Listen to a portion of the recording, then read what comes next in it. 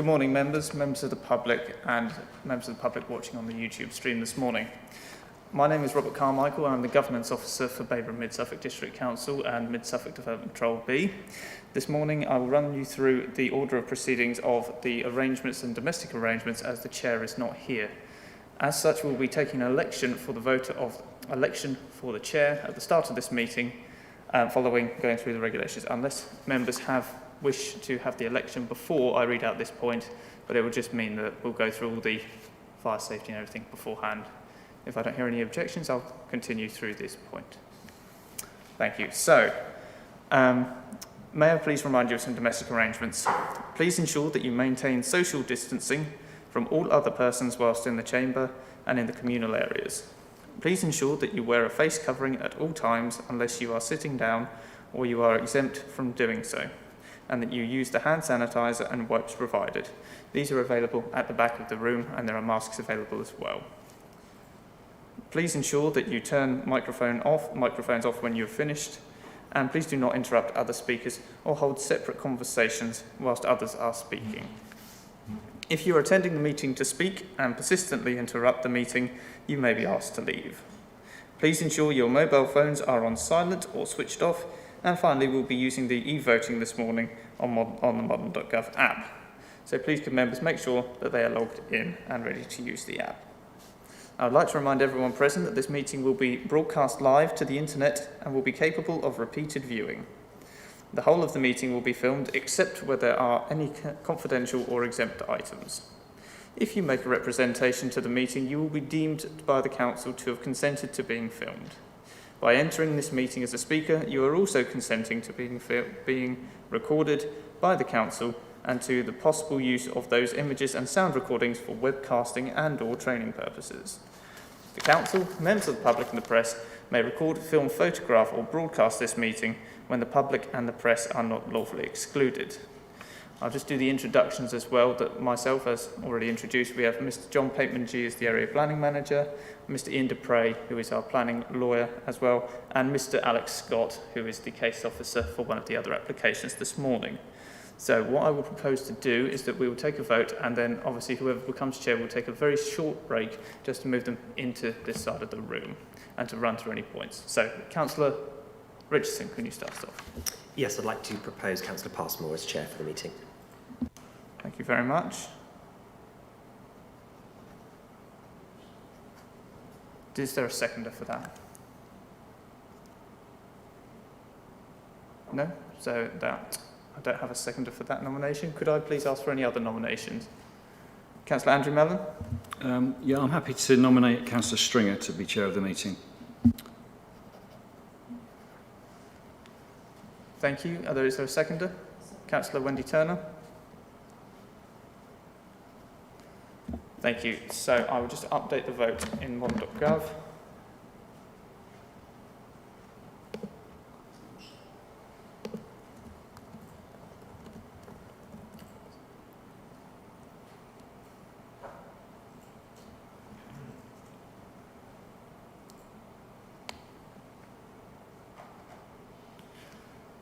So, members, I will now start the vote, and Councillor Stringer, could I take your vote verbally, please? 4.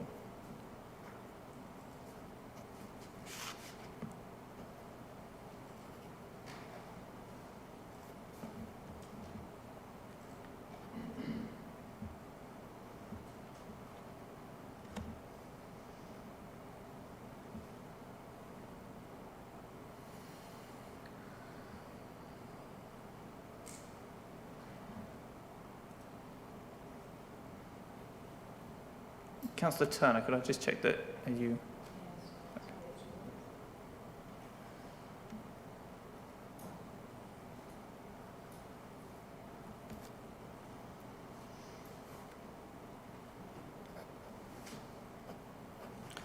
Thank you, members. All votes have now been received, and that is 4 votes for Councillor Stringer, 1 against and 1 abstention.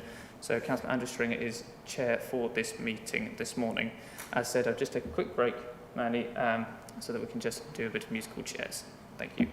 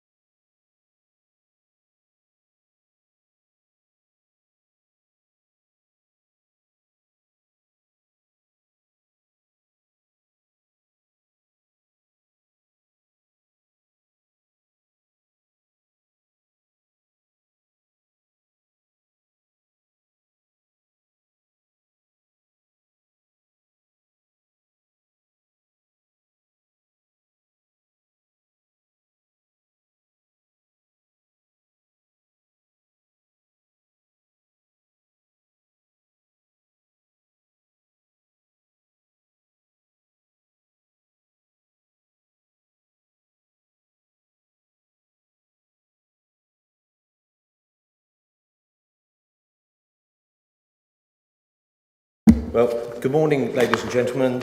Welcome to the Development Control Committee B here at Wednesday, the 4th of August. We will be going through two planning applications today, I think. You'll have to bear with me because obviously this is the first of these that I've chaired. If I do get anything wrong, please put my hand up if you think something is going awry, and we will do our best to make sure everyone gets heard and everyone's point of view gets put across. I need to read the filming statement, do I? Have you read that? You've already done that, good. Right, so I think we do introductions. Have you done introductions? Done introductions, okay. Right, so we move on to the agenda. So could I have apologies for absences and substitutions? Thank you, Chair. We have apologies this morning from Councillor Mike Norris, Councillor Roland Warboys, Councillor Barry Humphreys, Councillor James Carston, Councillor Cathy Guthrie and Councillor Peter Gould.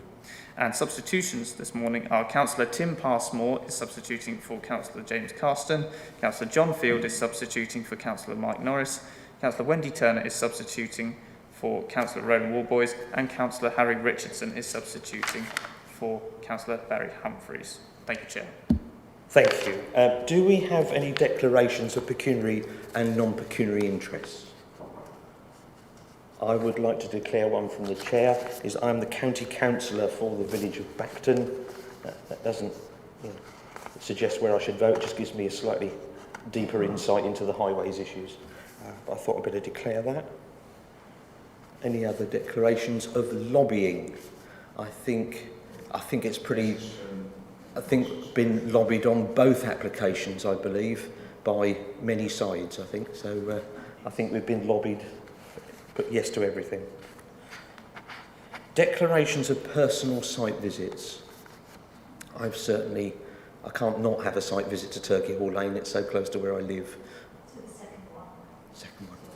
Felsham, yeah, okay. Sorry, Chair. Just to check, where was your site visit, Councillor Mellon? Bacton application, yeah. Thank you.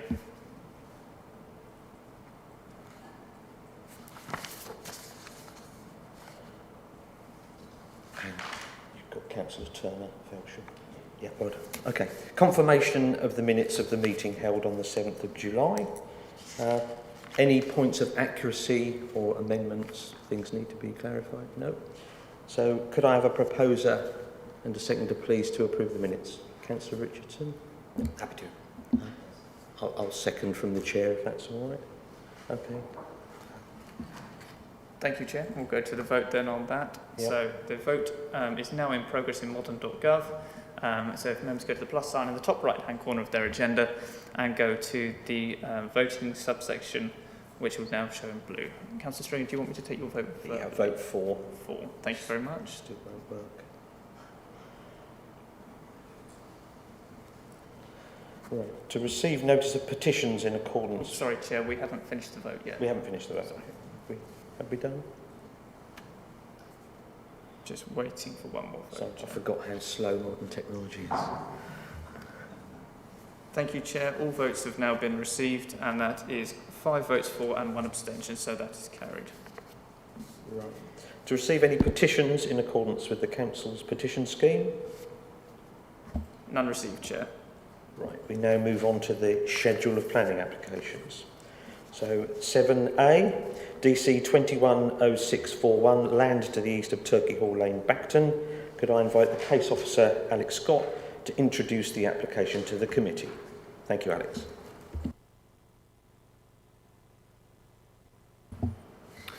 Thank you, Chairman. Members, this is item 7A in the papers, application reference DC 21000641, and it's land east of Turkey Hall Lane in Bacton. The application before you is reserved matters application for consideration of layout, scale, appearance and landscaping of 51 dwellings, including 18 affordable homes. And this follows outline planning permission approved by committee in May 2018.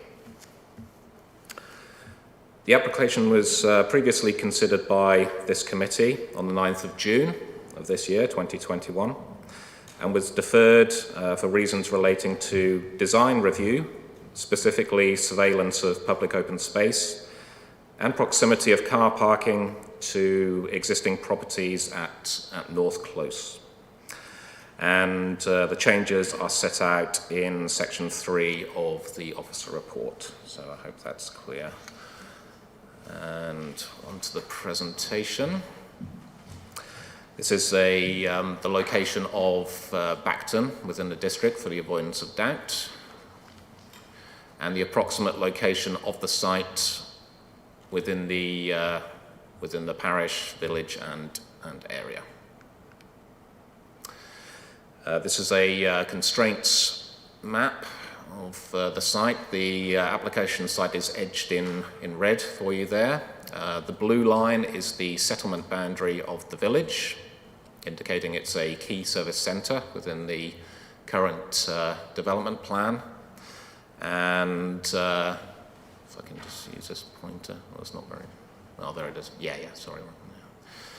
We've got a listed building here, grade 2, in close proximity, which is probably the key. Sorry. Oh, okay, thank you. Yes, yeah, that's much better.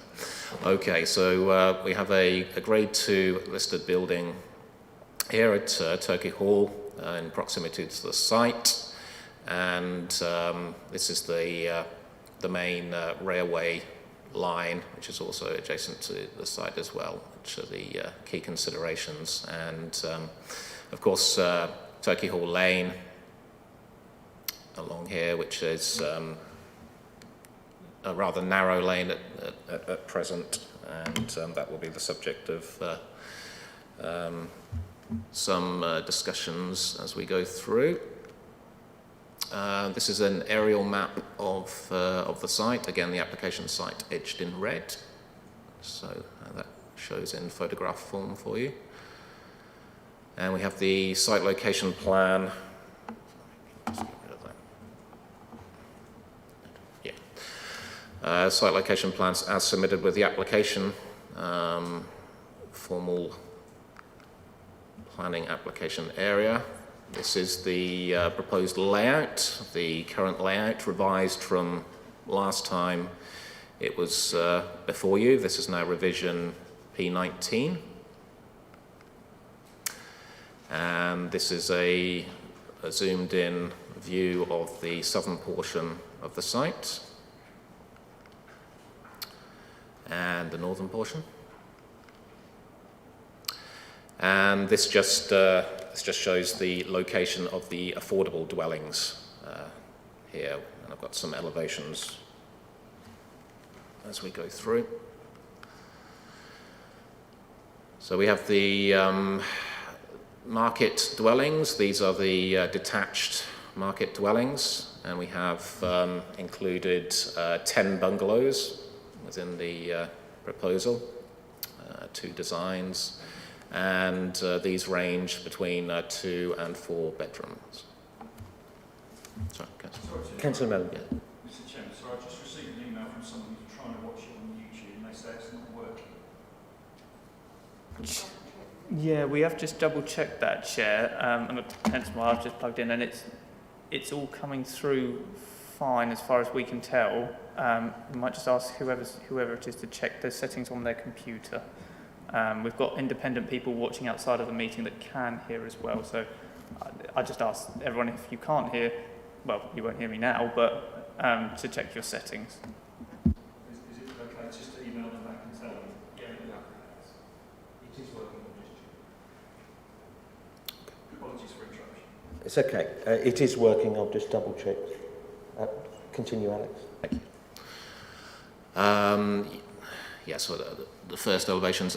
This next slide is the elevations of the semi-detached market dwellings, and these range between 2 and 3 bedrooms. These are the elevations of the affordable homes. So we have 2 apartment block buildings proposed, and the remainder are semi-detached dwellings. And these are the garages, which will which I proposed in conjunction with the layout. And this next slide shows the treatment of the proposed pumping station in proximity to Turkey Hall, which is estate begins approximately here. And we have a brick wall and landscape screening to that boundary. Now, this was the indicative layout provided at outline stage, and there have been some revisions since then, and I'll illustrate those to you on the next slide. So on the left, we have what was indicated at outline stage, and on the right, what is now proposed at reserved matters detail stage.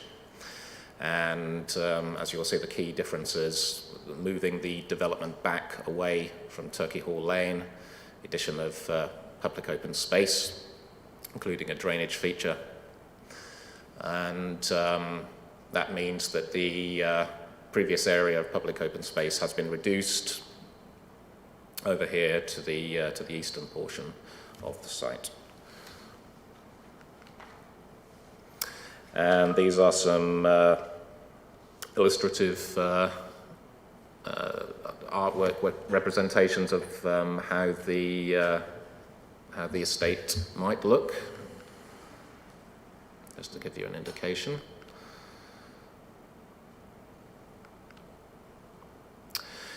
And here I've tried to illustrate for you the differences between the layout now proposed at P19 and that previously proposed at P18 at the last committee.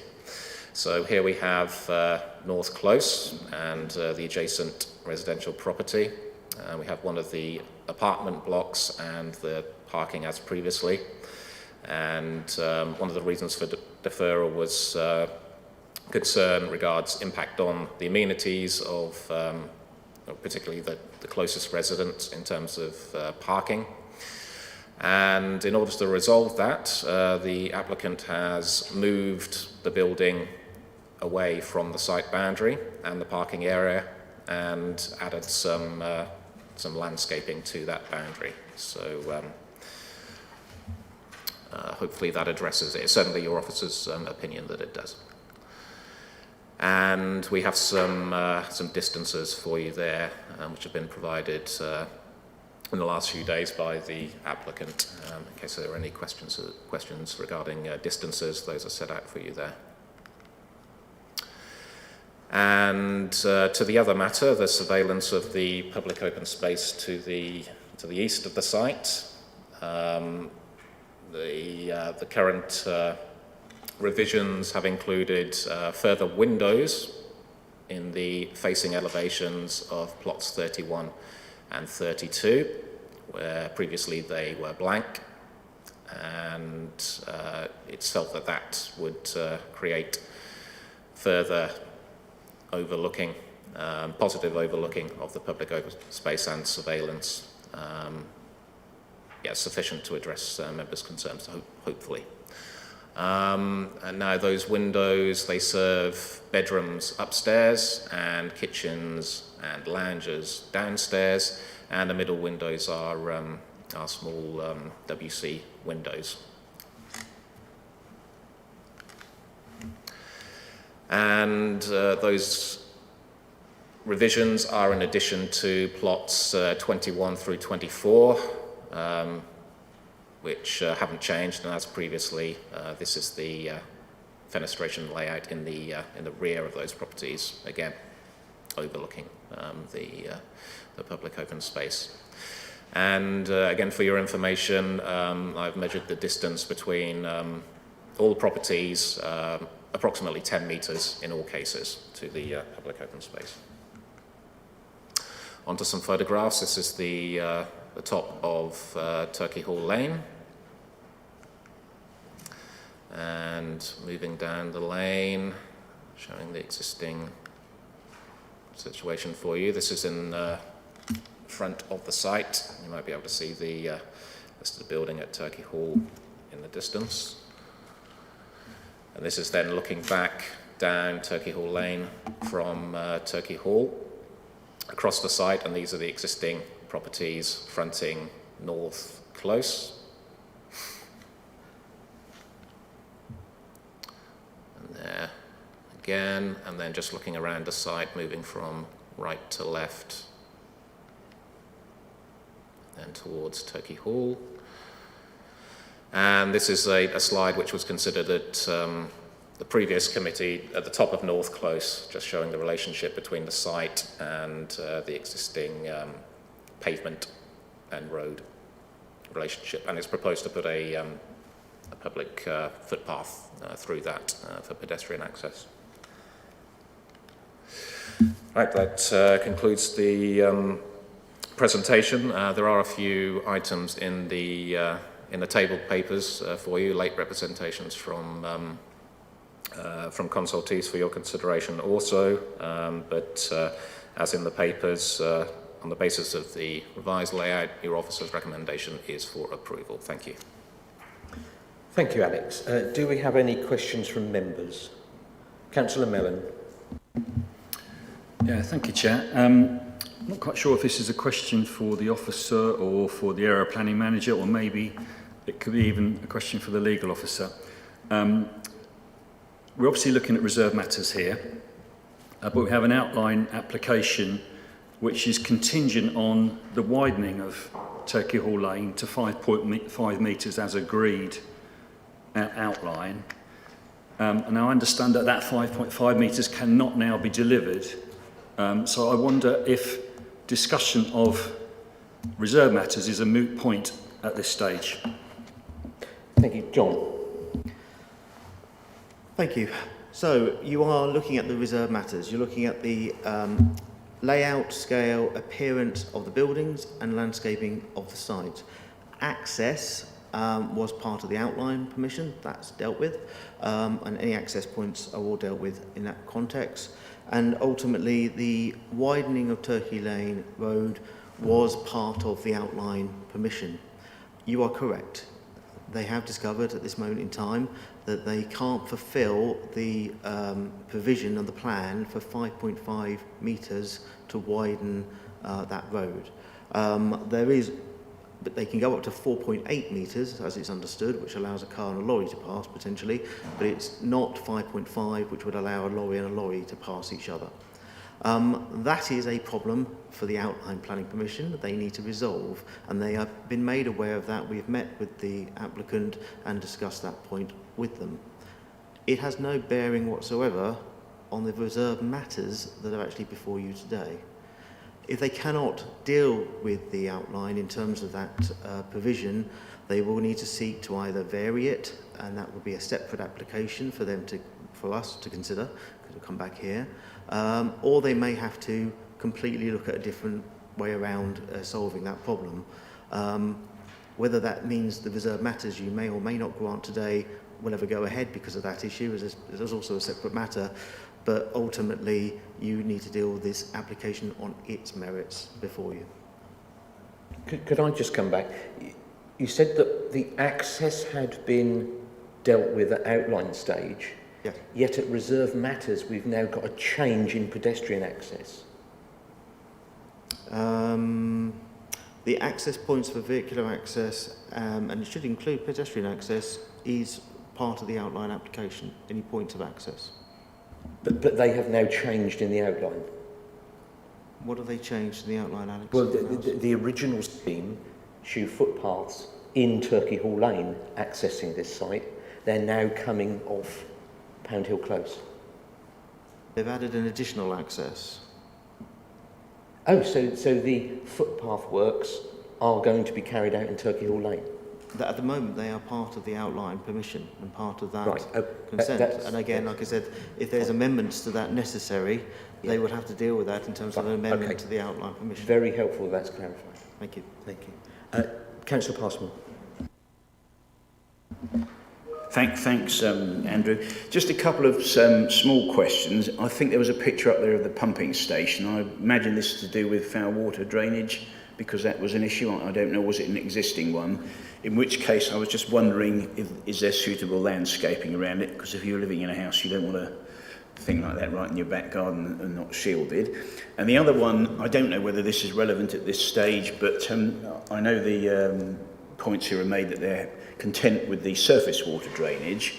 I'm just quite interested to know about driveways and so on. Are they porous, etc.? Because with all the talk there's been over the last few years about flooding and so on, we just need to be doubly sure, in my opinion, personal view, that that has been adequately catered for. And I'm not sure whether that's relevant for a reserved matter or not, but it is of a concern when you have this sort of system of 51 houses there.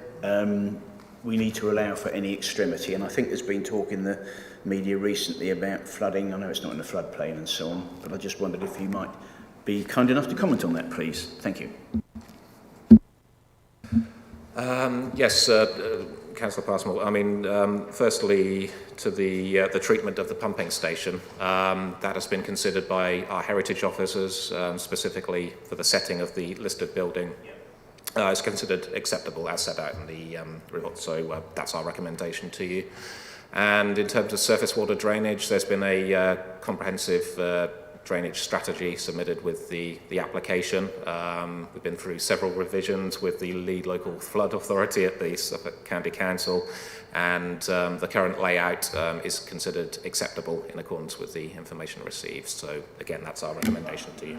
Okay. Thank you, Alex. I've got any other questions from members? Councillor Field.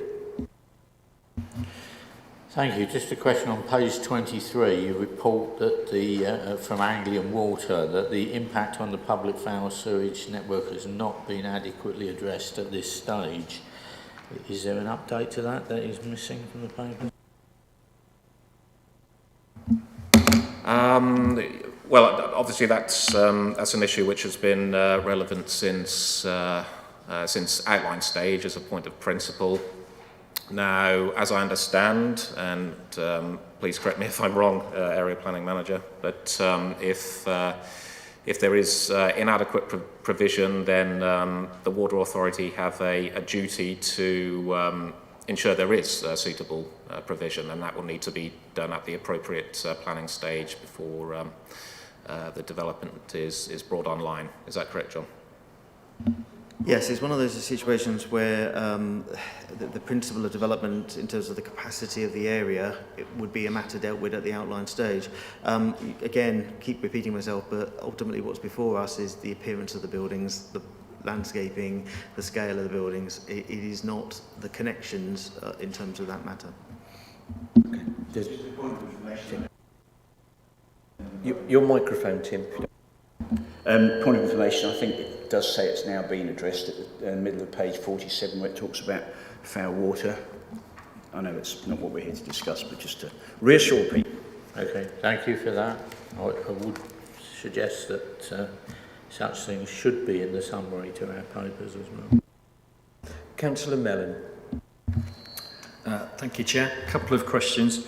On the surveillance of the open space, can you just tell me what is the boundary treatment on the edge of that open space between that and the houses to the north of it?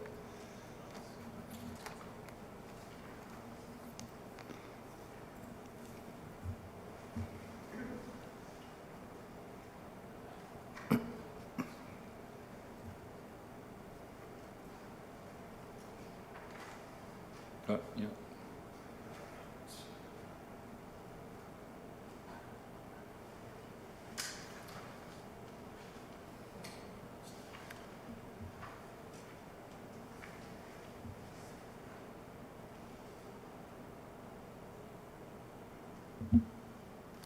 Right, so yes, the boundary treatment here, they're proposing a hedgerow.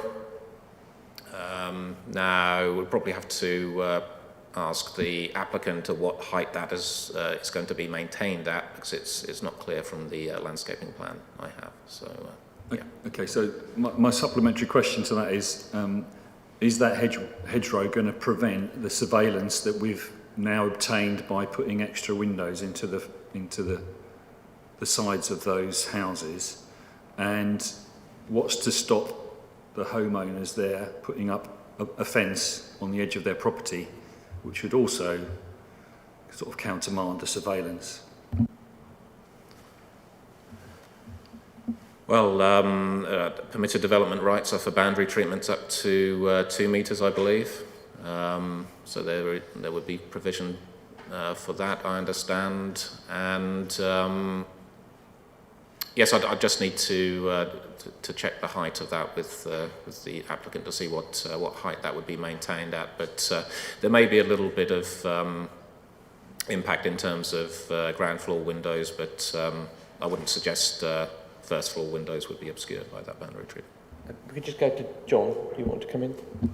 Yes, in terms of the outline planning permission, no enlargement, improvement, insertion of new windows or other alteration of dwelling houses shall be carried out. That didn't cover the enclosure, but as you have the layout before you and the landscape before you in terms of this reserved matter, if you feel it is appropriate on that basis to continue to remove further permitted development rights, perhaps specifically to those plots in question, you can have that option in the debate to discuss and put forward. I would also say that you also have the ability, because landscaping is before you, to limit the height of a hedge. So if you feel that there is a particular height you wish to have that maintained at, that is something, an option in the debate you may wish to discuss and continue with. Okay. Thank you, John. Councillor Mellon. Yeah, so one more question. The house closest to North Close, I think you said it had moved slightly, but I couldn't really read the distances on the slide. Can you just tell me how much difference there is between the previous layout that we saw on June the 9th and the current layout in terms of distance from the nearest property?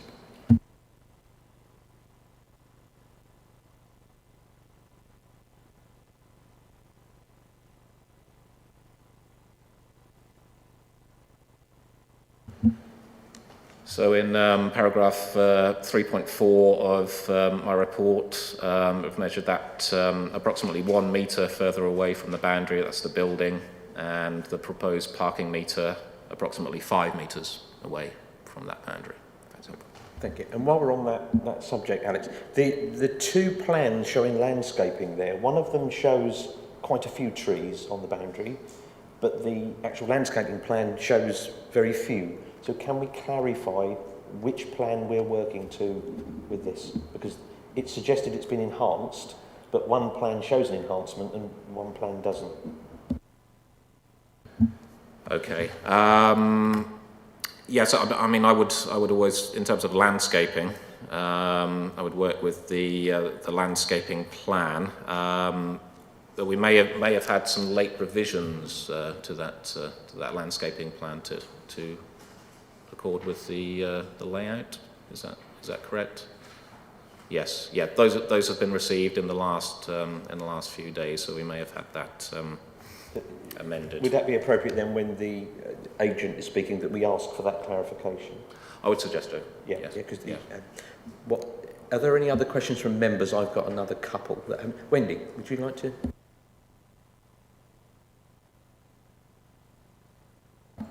That one? Yeah, just reading about the sustainability energy strategy that hadn't been submitted as part of a condition. Has that been submitted now? So obviously it's quite important as we have a climate emergency to do the best we can. Yes, yeah, we certainly have the condition as far as I understand. We have a discharge of conditions application in at the moment, which covers pre-commencement conditions, as I understand. So, yes, if that's a pre-commencement condition, that will be addressed as part of that discharge of conditions application. But if it is a condition on the outline, that will be addressed at the relevant time. But we can't get to see it. I don't have that information available. Can I pause a second? Sorry, can I just very quickly check? So, if I remember from last time, this was not pre-commencement. It was... I'm just going for the outline now. Bear with me one moment, please. Slab level. So the sustainability of the development, so no development shall commence above slab level. So in other words, they can build the foundations, but they can't go above until a scheme of water, energy, resource efficiency measures has been submitted to. So in answer to your question, no, we haven't got that yet, but we unfortunately can't require that until they get to that point. Obviously, it would be nice if they did it earlier, but that's up to them. Okay, I have to say that seems a little odd, because then if the slab levels point the roofs in the wrong direction to help with that energy conservation, how can we amend it after the slabs are already in? I completely agree with you, and this is why we don't use this condition again. We have changed our protocol to change it to concurrent with reserved matters in most cases, unless there's an exceptional reason, but that is an old style condition. But we have this delay that when we grant something 3 years ago, 4 years ago, we have to deal with the repercussions of that decision and learn and go forward. It is. We're now going through questions from the members. Is it okay if I get you to answer that in the relevant section? You will get plenty of time to answer. I have a couple of... Any other questions from members? I've got a couple of other ones. Myself and Councillor Mellon said we've been around the periphery of the site recently because we've been having major flooding on the edge of the site where the railway bridge is. It constantly floods. So we went to check with local landowners the water courses, and actually the Turkey Hill watercourse is a joy to behold. It's a very old-fashioned series of ponds and ditches which are beautifully kept, but recently they've had water lapping up at the edge of their listed building because of the recent flooding events. That's not the issue that we then saw on the site visit. What we have seen, all the pictures you've got of the actual field, shows it as a recently cultivated field. Well, since the outline planning permission, basically no works have been done on site.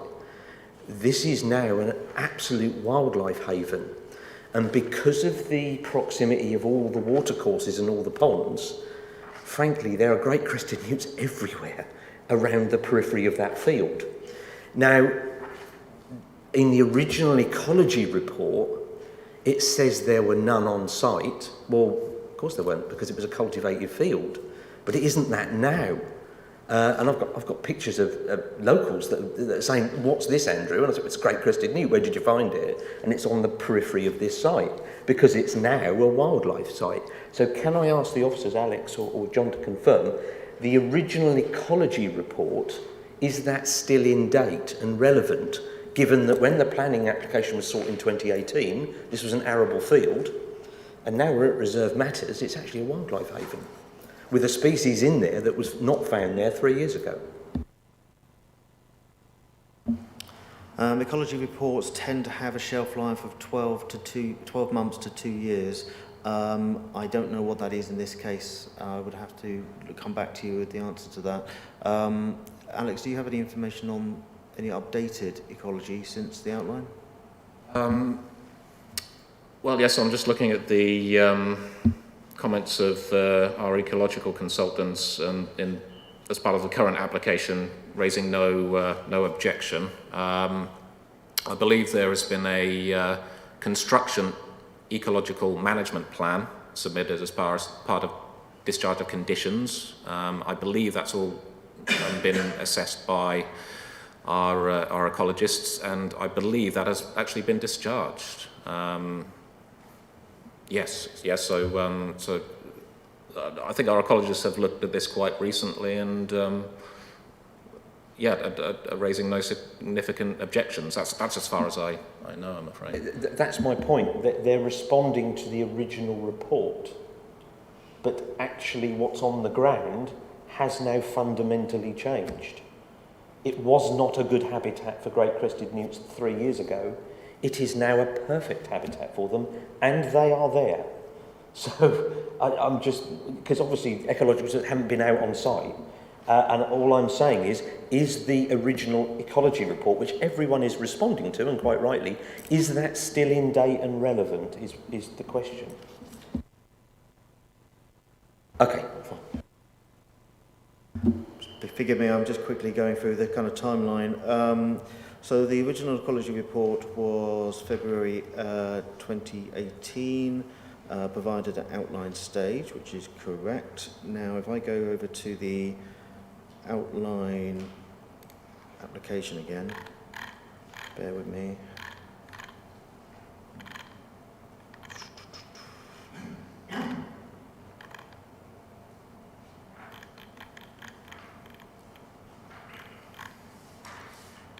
Management plan, drainage plan, ecology. Oh, hello.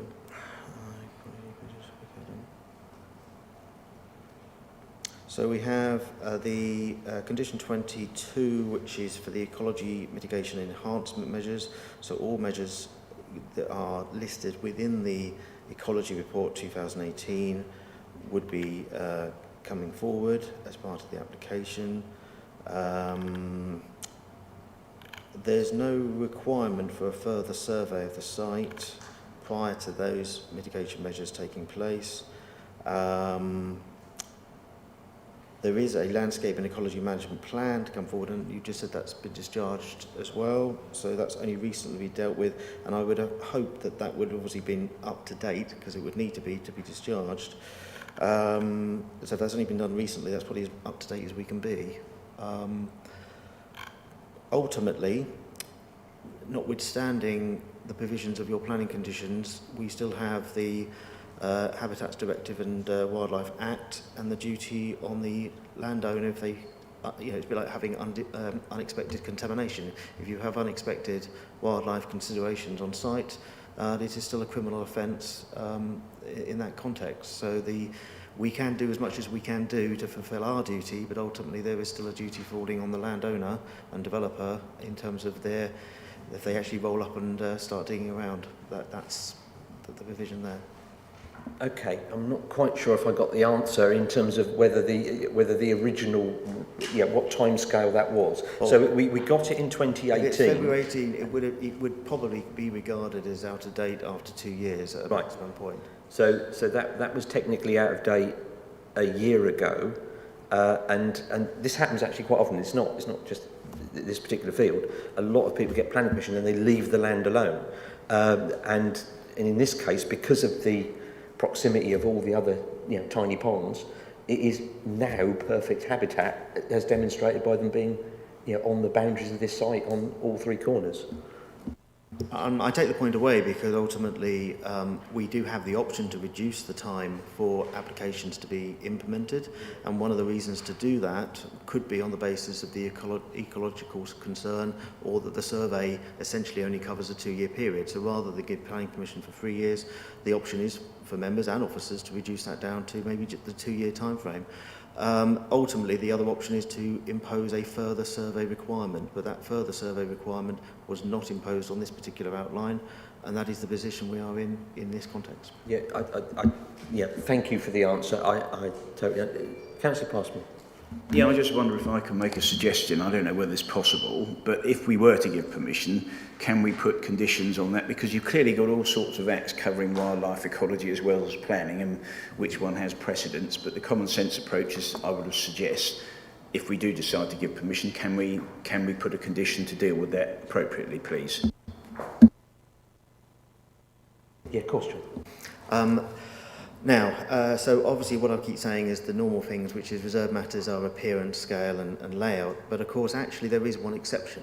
The one exception is because of the provisions of the duty on the council for all council decisions to bear in mind the wildlife and ecology issues, we do have the exception that we can impose on that justification a condition on that basis, and I would be more than happy to add a condition for a further survey prior to commencement of works.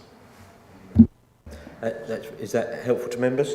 I just have one other question, and that's on the overlooking issue, overlooking the public open space here, which is the largest part I think we're talking about. Has that been looked at by the designing out crime officer? And do the insertion of the garages there block the views that we're trying to put back in? In terms of the design out crime officer, they have been consulted at every stage, every revision we've had in, we have not received comment from them at any stage. So we have attempted to consult them, but we unfortunately have not received a response. In terms of the garages, could we have the garage plans up again?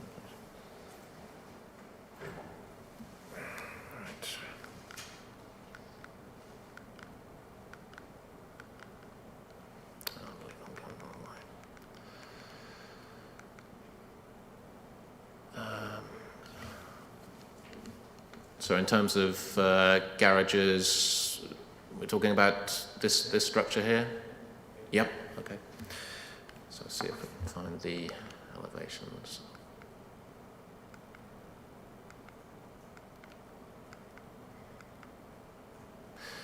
So we have single-storey garages, and plot 31, I believe, is this one. So at single-storey scale, where it's set.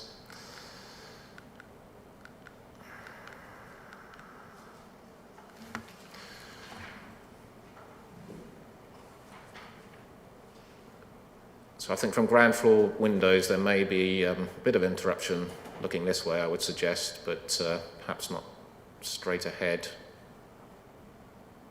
as it's not right in front of those windows. Okay. That's helpful. So just to finish that point, so we haven't had a response from the officer concerned. So in terms of determination, this is down to our officers and the committee then to make that determination, because we haven't had the advice from the officer. Ian, is that correct? Yeah, fine. Right, we now move on to public speakers, and the first of the public speakers, David Chambers from Bacton Parish Council. I will be giving you the 3 minutes, I think this time's for, isn't it? 3 minutes. We will be relaxed about that if you need to finish up after the 3 minutes, and that will be extended to the agents as well. Thank you. David Chambers. Thank you, Chairman, and good morning, members. When I last spoke to this committee on this proposed development, I emphasised it was at variance with the layout shown in the outline application, which Bacton Parish Council had supported. Members will have seen our detailed objection dated May 2021. Your decision to defer for design review, as the proposed development represented poor design and layout, allowed the applicants the opportunity to rethink their proposal in a meaningful way. We even hoped they might discuss their revised proposals with the Parish Council, as they had not done so before drafting their earlier application, but they did not.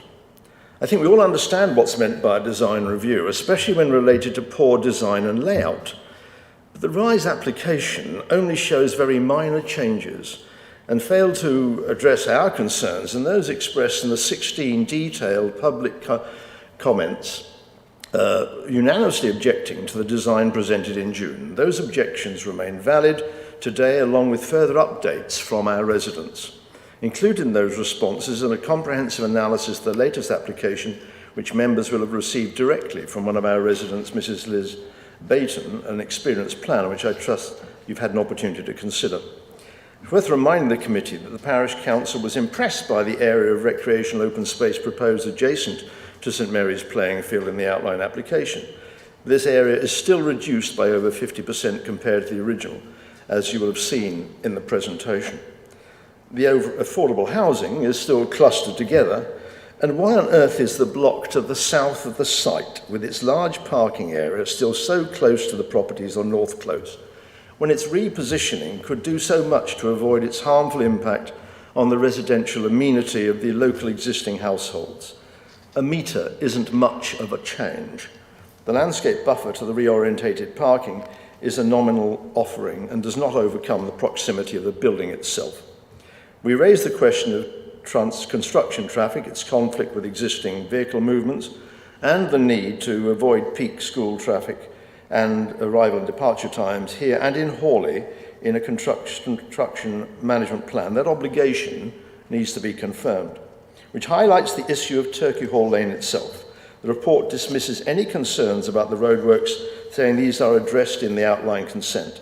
but this is a real concern to the village, and the reality is that the design associated with that application cannot be achieved given the physical constraints of that stretch of highway.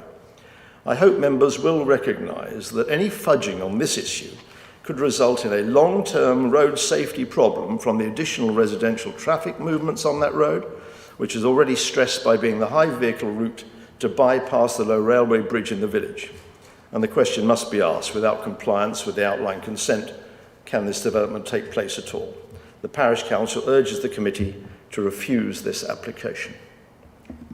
Thank you, Councillor Chambers. That was almost spot on time.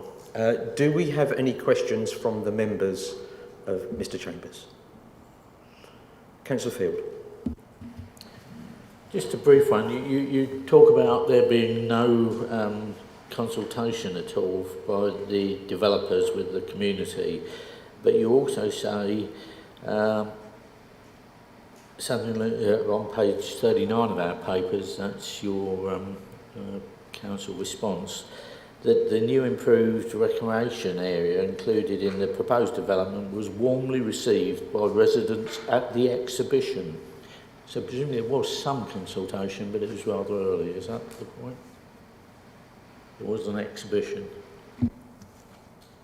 I don't recall such gathering.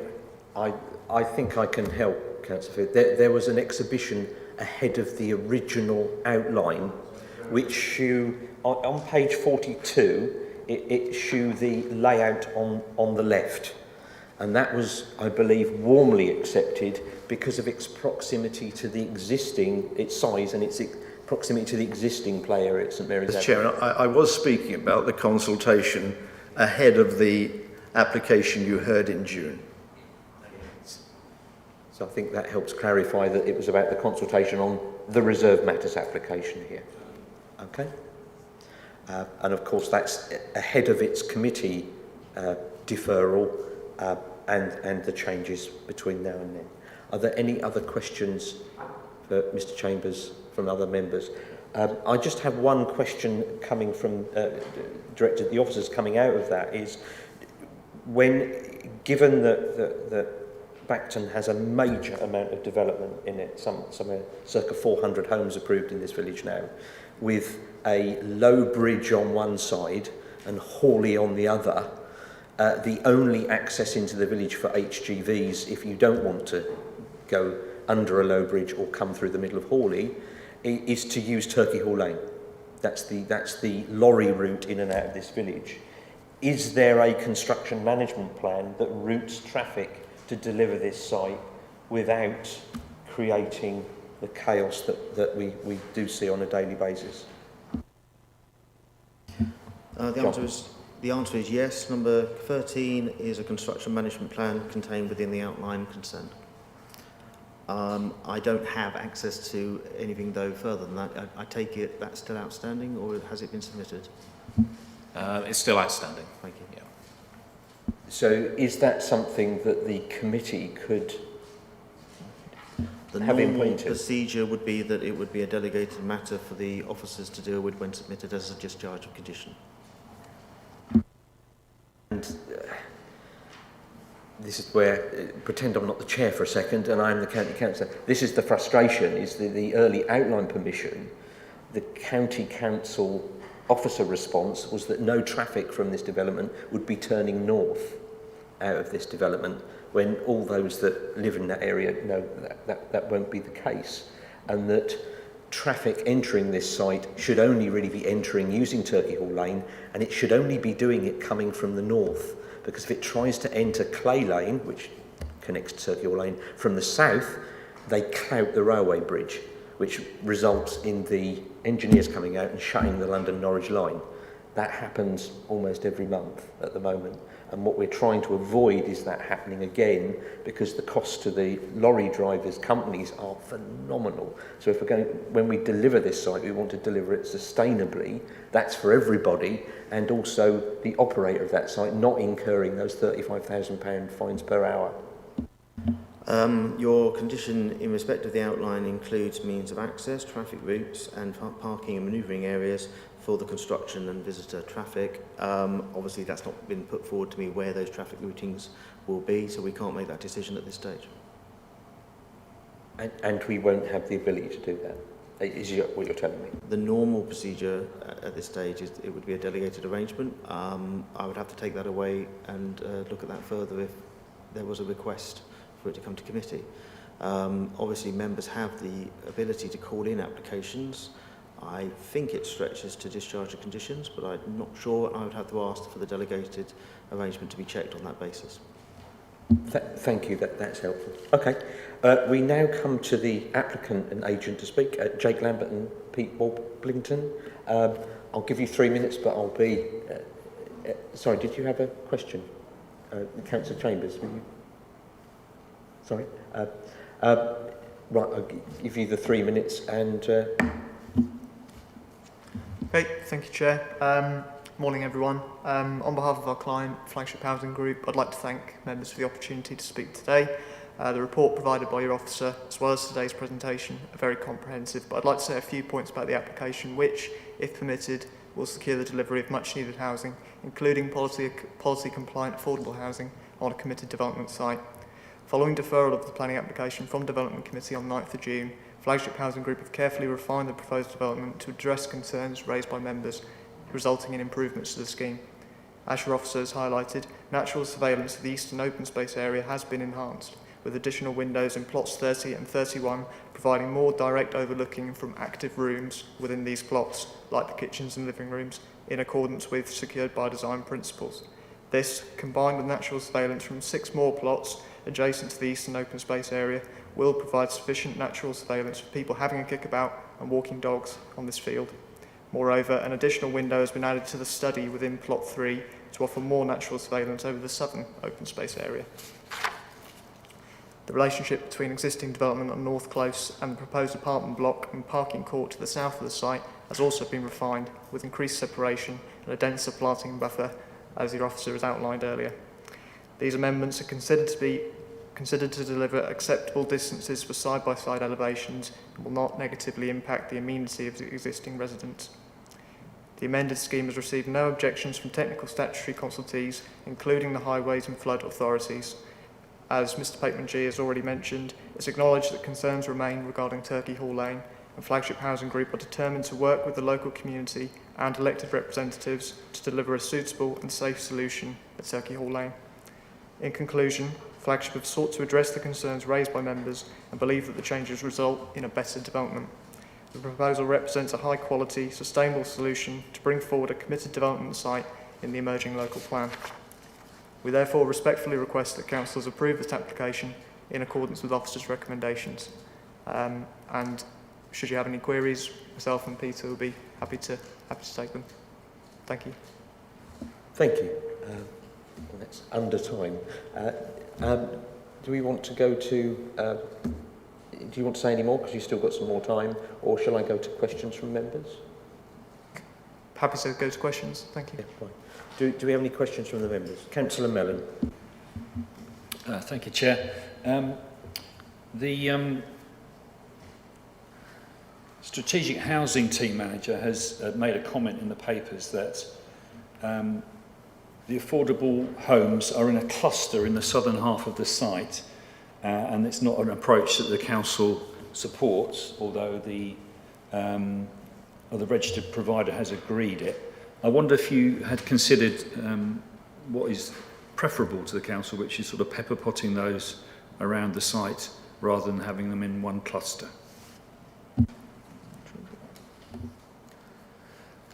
Yes, we have considered this point. It is something we've reviewed. However, the restrictions imposed by the Section 106 of 50% of the affordable dwellings needing to be delivered by the time 50% of the open market sale dwellings are delivered has significantly restricted the way we can actually manage and deliver this scheme.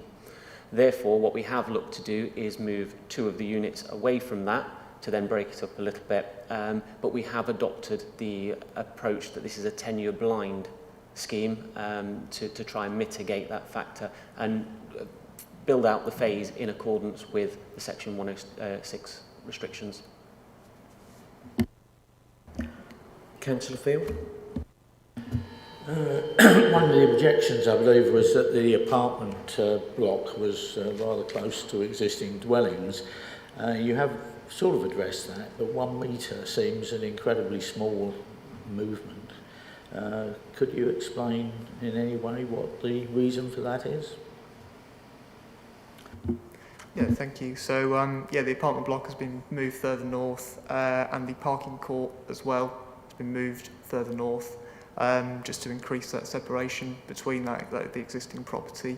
They're side-by-side elevations. We feel the distances that we're proposing are acceptable in that regard.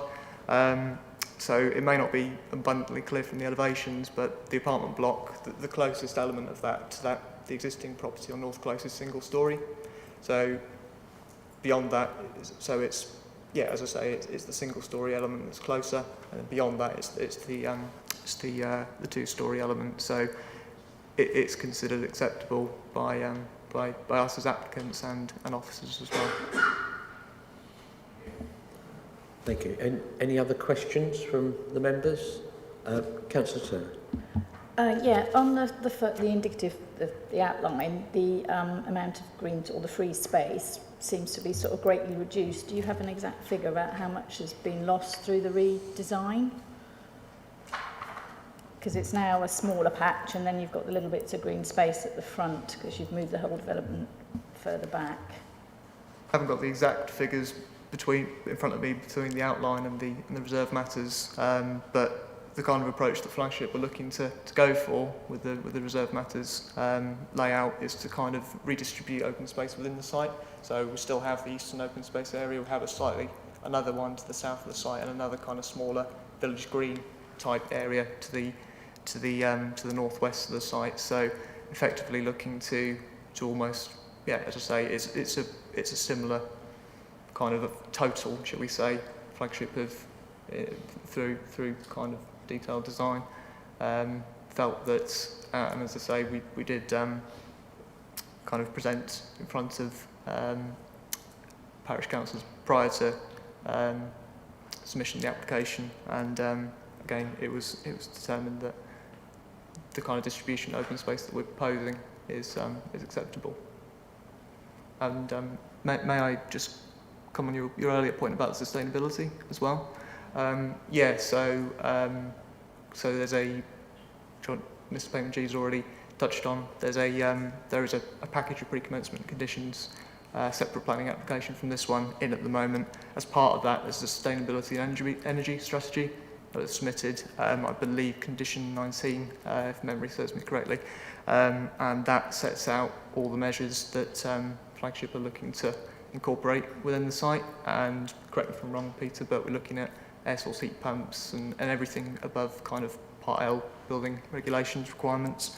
And that strategy has been reviewed and endorsed by the Environmental Health Officer as well. So hopefully that answers your point. Microphone, Wendy. Sorry. Is that on? Yeah, I've come across it before that we're sort of getting promised like solar panels and air source heat pumps, and when it comes to it, there might be 3 that are in a development of 100 or whatever. So, again, you know, are there any details on how many houses are going to be fitted with that? Is it going to be all of them, or is it just a small percentage? Is there going to be any solar panels or water harvesting facilities, anything like that within the development? So I can't recall the exact details off the top of my head, but as I say, it's all publicly available on that planning application. The details of the strategy, and as I say, it's there. Should you wish to kind of comment on, it's not been discharged yet. So as I say, it's kind of been endorsed by the council's environmental health officer. But by all means, please review it, and any comments you have, would be happy to take a further look. John. Yeah, simply, can I just offer my apologies? I was not aware that that condition was already in, and I said earlier that it wasn't, so I do apologise for that misinformation. So that's in, but not in the bundle here, and not available for us to see today? No? It is a separate application, and going back to our earlier discussion, it is at the moment likely to be a delegated decision. Unless there's changes to that process, that might be a discussion outside of this meeting. Okay. Right. We will now hear from the... Oh, sorry, John Pateman, John Field. Sorry. Yeah, I couldn't possibly agree there are too many Johns, but there you go. Just a quick question.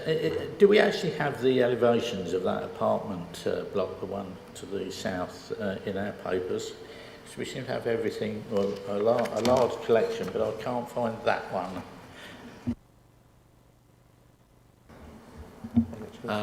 Yeah, I don't believe I've included that. There would be a lot of plans to put into the presentation. Those plans are publicly available on the file on the website. I don't know if we have access to those. Can we possibly find them and come back to you and put it on the screen? It would be good, because that does seem to be the controversial building, and that's the one that's missing. Well, shall we hear from the ward member, and that will allow you a few minutes to find that elevation. Thank you, John. Councillor Mellon. Thank you, Chair. I just want to take a little bit of time just to set out the background to this application, and just to hopefully clarify to members that the sequence of events. I'd just like to also just point out that we're not supposed to have a secondary avenue of communication open, and when I interrupted earlier, it was something that flashed up in the corner of my screen, so I certainly don't have any line of communication open to anyone else. So this site, the outline application came in 2018. At the time we didn't have a 5-year land supply as the council, and at the time the site promoter told the committee that the widening of Turkey Hall Lane to 5.5 metres could be achieved, and the committee approved the application on that basis. Now we move forward to more recent times, and we have this application for reserved matters, and we also have simultaneously the discharge of conditions application at the same time. And some of those conditions have been discharged already. The construction environmental management plan is already agreed.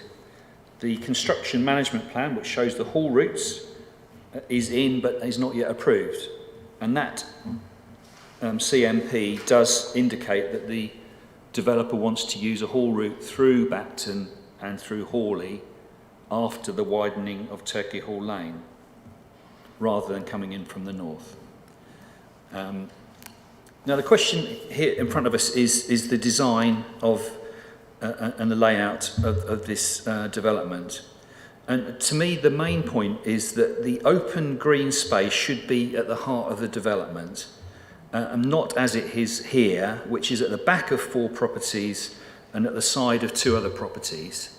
The development has not been designed with the green space at the heart of it, where it could be realistically overlooked from properties. At the moment, we have added windows, which I'm not sure are going to provide adequate surveillance. It seems to me that the applicant has refined his plans, but not reviewed them. There's been some tinkering, there's been some moving around of minor elements, but not substantial change, which I think is what we were looking for. So at this stage, I would encourage members to refuse this application until it is designed properly and better for the community. Thank you, Chair. Thank you, Councillor Mellon. Do we have any questions for Councillor Mellon? Councillor Passmore. Thanks, Andrew. I'm just wondering, for clarification, if the design that Andrew just mentioned there regarding having the green space in the middle, is that a legitimate grounds for refusal or not with this application we have before us? Sorry to put you on the spot, but it's important.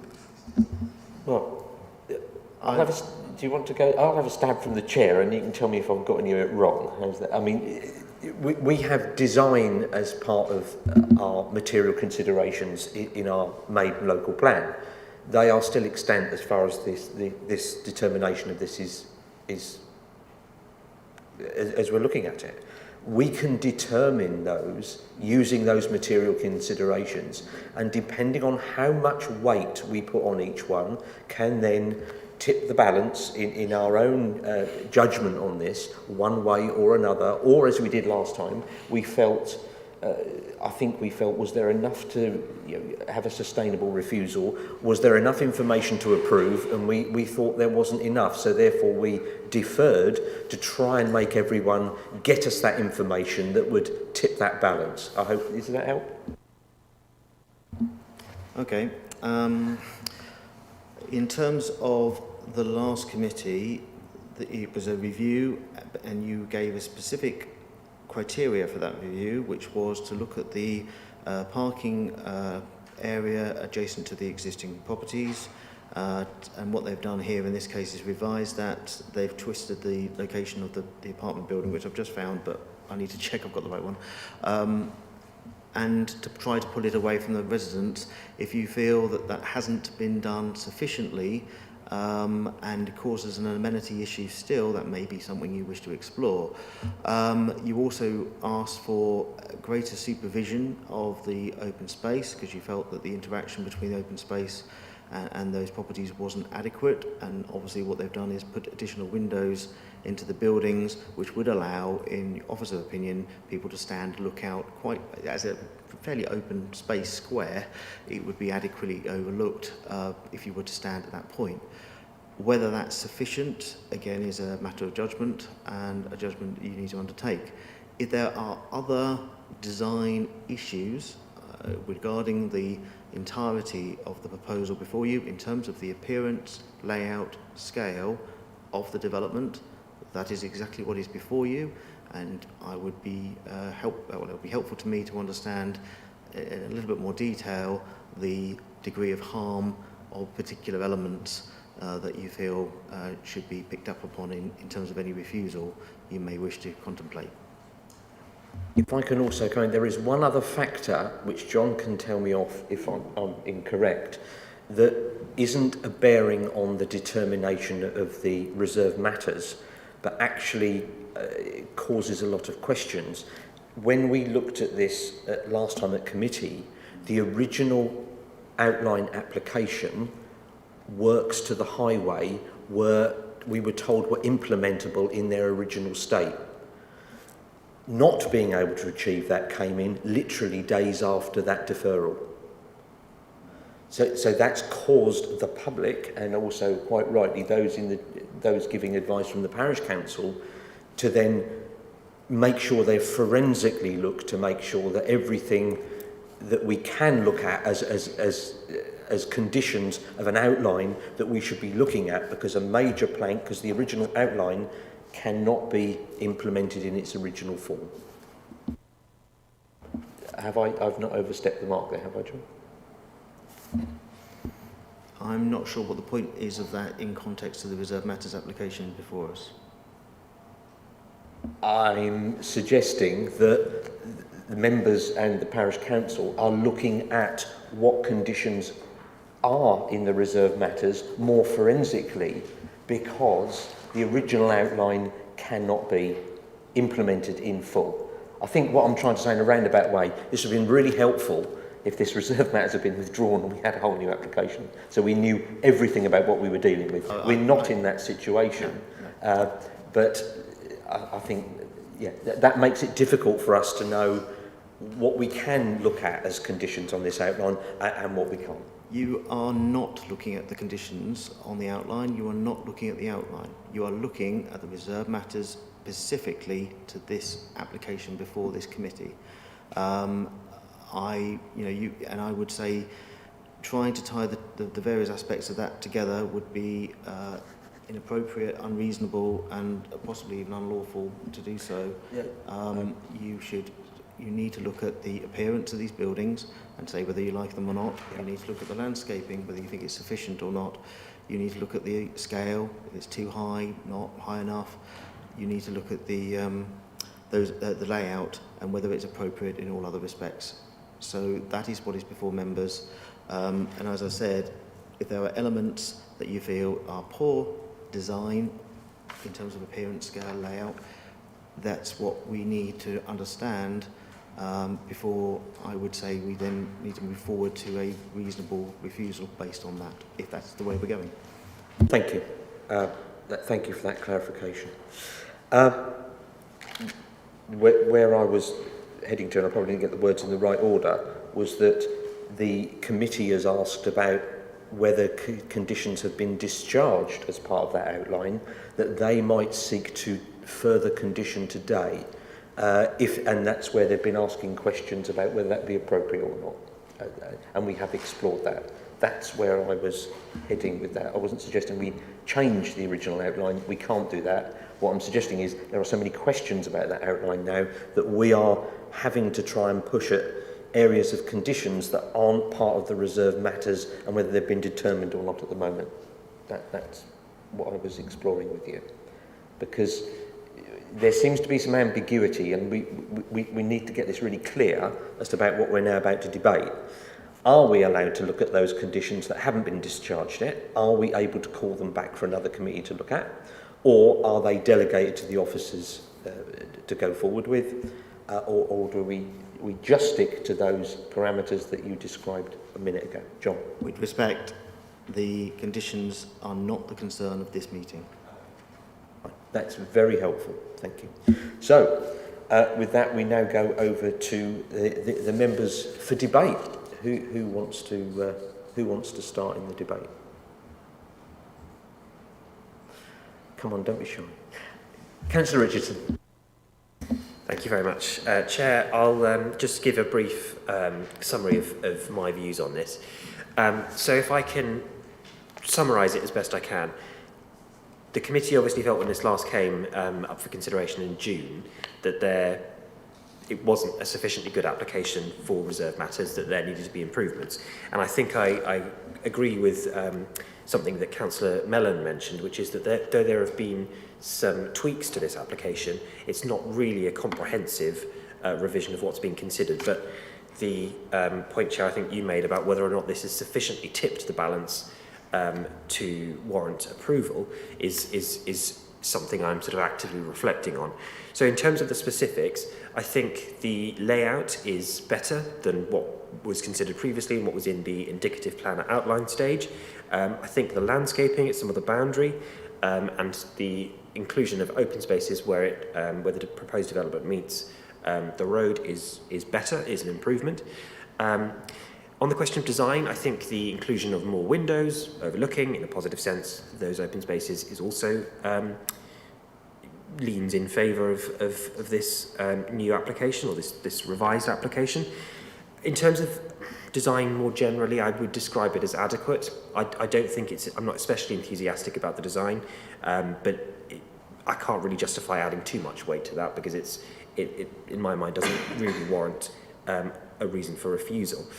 I think, although having said that, I do accept the point that there ought to have been more consultation with the parish council before any of these before the first reserved matters application was submitted. I think that's a complaint we get coming to committee quite often. I think it's one developers should note. Although the inclusion of bungalows, for example, 10 out of 51 is not bad. It's pretty reasonable, I think. I do sympathise with the highway point. I had a similar situation in one of my villages not that long ago where the width of the road was a major source of contention. But I do accept the advice that we've been given that that's not something we're considering now. This is purely a reserved matters application. So on the whole, my view is that there's been movement in the right direction, not as much as I'd like. But having said that, I don't think realistically that's strong enough grounds for refusal. So I don't know, Chair, whether you'd like me to propose a way forward at this stage, but if I can do so, I would propose that we accept the officer's recommendation for approval, but with the inclusion of the condition that Councillor Passmore mentioned earlier, requiring a new ecological survey as part of this. So that's where I am currently, but I'm happy to listen to the debate further. But that would be my proposal for now. Thank you, Councillor Richard. Councillor Field. Thank you. Largely with the councillor, but not quite all the way. I do find the layout largely acceptable, and the movement of the open spaces, their division, it seems to me a compromise as usual, but it does leave still substantial open space, and it does distribute some of it closer to the road and closer to the listed buildings. So I find that reasonable, as I do most of the actual appearance of the dwellings proposed and the layout.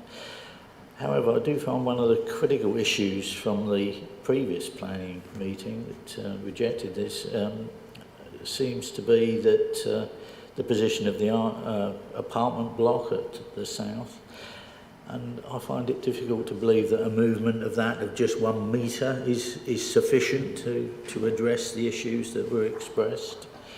And we all have problems, I guess, with parking courts, which obviously in an apartment block get a considerable amount of use, whereas I suppose in most other cases of individual dwellings they just tend to be just ignored. So I find I'm still of the view that further improvement could be gained, and I'm reluctant to agree this application at the moment. Thank you, Councillor Field. Just as we shouldn't introduce anything new now, but did we get the elevation of that apartment block put up? Yes, members did ask for that. I do have those. They are on my tablet, though I'm not sure. Okay. Do we have the technology to be able to show it to the wider membership? Chair, just on that point, so what we will be able to do is show it to the room, but it won't go out on the live stream. I'm perfectly happy with that. It's Okay. the decision makers that need to see it. Okay, if you give me 2 minutes, Chair, I'll just look that up. Does anyone else want to add to the debate while we wait for that image to be shown? Councillor Turner. Yeah, I'm still a little concerned that we have an issue of the affordable homes still being clustered together, and that hasn't really been addressed, and I think that was quite a big factor in from the parish council. And the other is the antisocial aspect that it might occur on the field. I'm not sure whether a couple of windows in the top, and top floors are going to make a huge amount of difference, because most people aren't spending most of the day. Sorry. And Andy's point about having the green space in the centre would make a lot more sense. I live in a 60 development, and we have green spaces in the centre, so all the houses are naturally overlooking and have very sort of little trouble. So that troubles me. I'm also troubled by the fact that the Energy Sustainable Strategy and Climate Change report I've not had access to, and I'm not fast enough to have a quick read there now. So, we're having to make a decision on, and we haven't got all the full facts in front of me. And obviously, I would like to see more of those more passive design elements, and I'm not sure whether they're there or not because I haven't seen the report. So, like John, I'd be hesitant to accept it, and maybe another deferral. Thank you, Councillor Turner. I believe we now have the elevation of the block concerned in front of us. Alex? Indeed, Chairman. Yes, this is the apartment block in question, and this, I believe, would be the elevation facing those neighbouring properties. So no fenestration, and the single-storey element, as the applicant's agent has pointed out, would be the closest element to that, and a 2-storey element set further back from that boundary, if that's helpful to Councillor Field. Councillor Field. Could I just ask, the block appears to have a route for cars in and out of the parking area, which goes through the building. I don't see any evidence of that on that drawing, so is it the correct drawing? It is the correct drawing because it's on the far left, so just where the single-storey element is, it's literally just off the side of the slide there. There's a sort of a grey piece with a white underneath. If we were to continue along a bit, for some reason this extract isn't showing that, that is effectively an open carport you drive through to get to the carport behind. There you go. Okay, so there is a further element of that building that's not shown. You then have another block. Yeah, that's unfortunately the elevation's been split in two. So you then have that further block beyond. So you've essentially, to be honest with you, it does look to me like effectively two-storey houses put together with a cover between, and that's essentially you drive through that in order to get through to the parking bay. Could you just show that, Alex, on that plan you just had for the layout? Oh, that's the whole thing there. That's helpful. So the single-storey element is on the far right, which is the nearest point to the existing residence. The access through is through that driveway, standard width for a car, and goes through to the car park port at the the car parking area at the back. Yeah, just for clarity, as a bit of artistic license on my part, I may have put them a little bit closer than they actually are. So that's not a completely accurate elevation, but it's just so you can see the two side by side.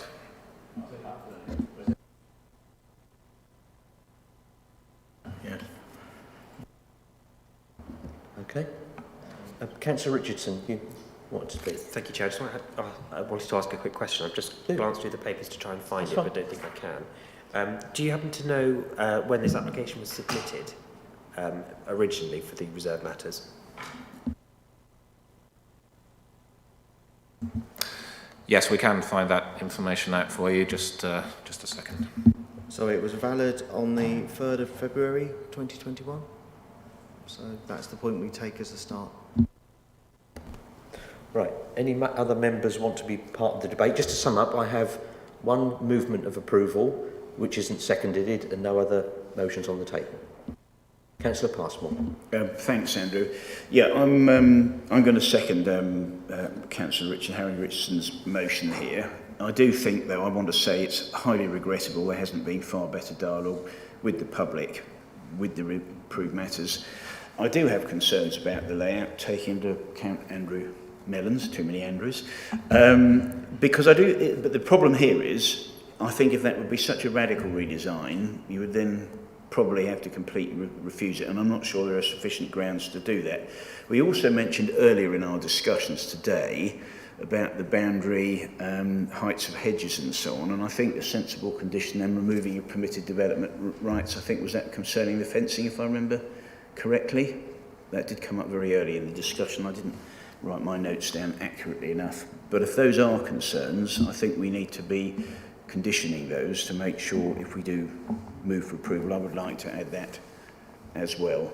And I'm sure the planning officer or... It's okay. Is that condition acceptable to you, John? If I may just summarise what I've got noted down in terms of potential conditions discussed so far.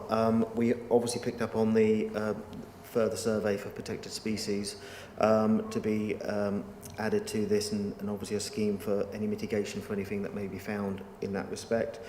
You then very early on talked about a limit on the hedgerow height to be maintained along the boundary of the public open space, and also removal, I've put it down as removal of permitted development for all plots adjacent the southern, I think it's the southern open space. Is that the most southern? I think southeast I would describe Southeast, it. thank you. Yes. South eastern open space, public open space, to remove rights for walls, fences, gates and other enclosure. So is the proposer happy for that to be part of the substantive motion? Yeah, you are. Okay. Oops, sorry. Of course, if we have this ecological survey, that could fundamentally change all sorts of things. I don't know the legalities of that, but having had that, clearly there must be implications if you find a protected species there. Well, we'll have to wait and see what happens with that, but that must have implications. I do think that's important. You can't allow one development to have this and then others not, and so on. So if that's included, which Harry suggested, then that might have quite profound implications anyway. So I'll leave it at that, Chairman, but as I say, happy to second it with those additional conditions. Thank you. Thank you. Now we have a substantive motion. Does anyone want to speak to that motion from any of the other councillors? We've heard the views of Councillor Field and Councillor Turner. Did you want to add anything? Councillor Mellon. Yeah, I'm not quite sure how much I'm permitted. Sorry, Sorry, Chair, I hate to interrupt, but as we're in debate, Debate, usually yeah, ward members, ward members not don't take part. normally speak during debate. Can I It's up ask to a you, Chair, question? it's your But discretion. yes, certainly can ask a question. Well, I was just looking at the agreed construction environmental management plan, Yeah. which does say that Great Crested Newts are around that area. Okay. But it then says this scheme has been registered under the Natural England District Level Licence Scheme, which permits the killing, injury, disturbance, capture and transport of Great Crested Newts. So I'm not sure how much further another environmental assessment is going to get one if they've already got a licence to move them or do whatever. So. Okay. Could we just have some clarity from the officers on that? I was aware that they have got the licence, and I'm aware there is an expert who can potentially move them. And of course, what we're saying here is we don't have a guarantee that that might happen. We just have someone who could. So I think a precautionary condition in what we've described, and with the possible outcome is if there is any, in terms of prior to the start digging into the ground, essentially, that they have someone who can actually implement mitigation, and that may require removal and transfer to another site.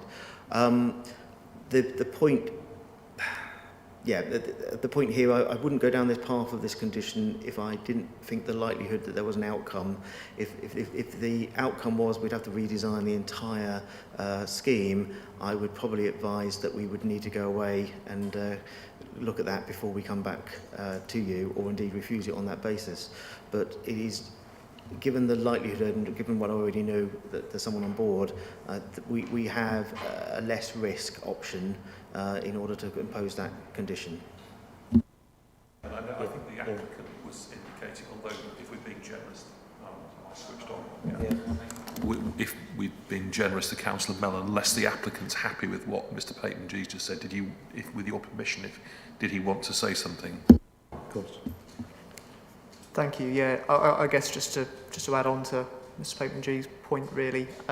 It's our understanding that the applicant has kind of gone through the relevant channels to obtain the necessary licence. And again, I'm not an ecologist. I'm not going to try to explain the process because But as I say, I understand that the relevant, process and everything is being followed by the applicant, and hopefully that's enough to reassure that the right steps are being taken. Ultimately, for members, the point here is that you are demonstrating the duty to protect wildlife as far as your planning ability allows, and you are seeking confidence and reassurance, and on that basis I would be happy to accept that condition going forward. That was the point. Thank you. Sorry, Chairman, and the other issue there was, of course, the durability of the survey. We talked about the 2-year gap, well, it's now beyond 2 years, and I don't know the answer to that, but I just think we're all rather concerned about that and need it clarified so we don't make a mistake. Thank you, Tim. Right, I will take a few minutes myself to speak, now we've heard from the members, and thank you. From my point of view, obviously it's incredibly difficult being chair. You have duties to everyone, and to make sure that on balance that you are looking at everything objectively and only looking at those material considerations that do affect your planning judgment. I have to say the difference between the two iterations of the reserved matters, I personally feel have not gone far enough. I think there are elements of design in here that are urban and not rural. The fact that you're driving under structures to get to car parking is a throwback to a sort of urban environment where you had muses and stuff. I think that's totally inappropriate in a rural location. I also don't think that the residential amenity of those existing residents in North Close, have been addressed sufficiently. And I also think that the overlooking issues of that public space have not significantly changed. There has been some amendment, but I personally think that on balance that's not been enough. So I personally feel that this plan is on balance unacceptable. But anyway, we will now put the proposed and seconded motion to the vote. And Chairman, just to, so everyone watching, including on YouTube, knows that it's the fact that it's in your county ward doesn't matter here today, but Councillor Mellon is the district ward member, and in accordance with our usual procedures, he's been invited to speak, as he would have been anyway, without his membership of this committee, but will not be voting. So that's how we proceed as normal, isn't it? Thank you. So can I ask the officer to conduct the vote, please? Thank you, Chair. The vote is now available in London.gov and with the wording as put in by the area planning manager. So I will now start the vote in progress. Sorry, Mr. Carmichael, do we have a concern being expressed over there? It's a bit irregular, but what was the point? Sorry. After listening to the way that board members have spoke about this today and feeling about what Councillor Turner raised about redesign, would it be a motion for a second deferral to enable us to go back to discuss this? Sorry, we've got a proposal on the table, and unless the two councillors withdraw it, which I don't think they're going to, I think we need to vote on it. Councillor Richards. Thank you, Chair. Just in light of that, I think it may be prudent to withdraw the motion if the applicant is happy for a deferral. I think that's the most sensible outcome. If you were, would you be prepared to then make another motion, or show from the chair if you've withdrawn? Have you withdrawn your motion? Okay. Okay. Fine. Councillor Field. Councillor, sorry, John Pack. Could I ask for a 5-minute break Of at the course. moment? I would like to have a quick word with my legal officer, and I would then possibly need to have a very quick word with the agent, if I may. Yeah, of course. Given that. Well, shall we adjourn for, I think everyone's probably due a comfort break about now. Shall we adjourn until 11:30? Is that okay? 20 minutes enough for people to, is that okay? Yeah, 20 minutes. So we'll reconvene at 11:30? And can I ask members not to discuss the application while we're in adjournment? Thank you.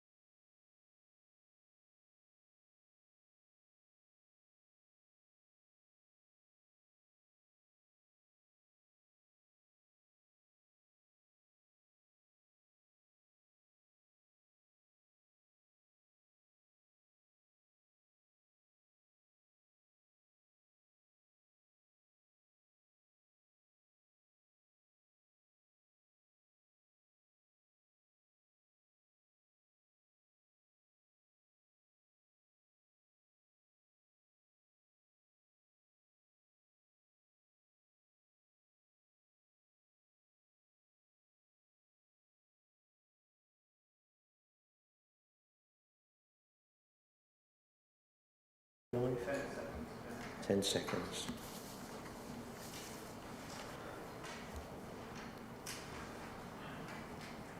Thank you.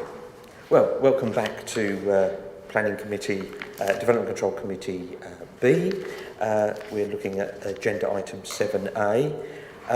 We've just had withdrawal of the motion to approve and seconded motion to approve. So basically we have no motion on the table at the moment. I think does anyone want to move a motion? I would just say, Andrew, I'd like to move that we defer this application as long as that is legitimate to do so. Yep. I think. Do I have a seconder, John? Councillor Field, you happy to second that? I am. Right. So we have a motion back on the table to defer the application, and that is seconded. John. Yes, thank you. I feel I should explain. During the break, I had a conversation with our legal officer in respect of the I call it interruption, but I do apologise. The interruption from the applicant in respect of their suggestion, and I have also discussed the suggestion with the applicant directly, as I am allowed to do, to understand the scope of the suggestion, if you like. Ultimately, we are happy as officers to look at deferral on the basis that we will take away the points from this meeting that have been discussed and look at the layout and appearance and design further, and to consider wider issues at the same time. So it is a moment to give us a break to look at improving the scheme further, and that is a legitimate thing you can do, and you have done so. Thank you. Thank you. So we have does anyone want to speak to that motion? Members? No? I think it's Councillor Richardson. Thank you, Chair. Just very briefly, I will be supporting the motion, but just touching on, I think, something that several councillors mentioned, which was the frustration at the lack of engagement with the parish council, whether this deferral might present an opportunity for the agent and the applicant to do just that, because I think that will stand in good stead when this comes back for further consideration. Thank you, Councillor. Right, so I think I'll ask the committee officer to now do the vote, please. Thank you, Chair. Just before we get to that point, can I just confirm with Mr Pateman-G that the wording for deferral will be that the application be deferred for the following reasons: looking at the points raised at the meeting and looking at the layout and design further. Is that acceptable to the proposal and seconder, and just to check? I think that, in a nutshell, yes, that okay. covers it. We all content with that? Could you add and also the ecology, so there isn't any mistake on that? Okay. I mean, you'll do that anyway. Yeah. Councillor Field. I wondered if it would be helpful to add something to say, particularly with regard to the apartment block on the adjacent to other dwellings. I think that just about captures everything. Okay. Can we... Right, I've just added that in, Chair. So it might not read... Oh dear, that's not quite worked out. Let me just...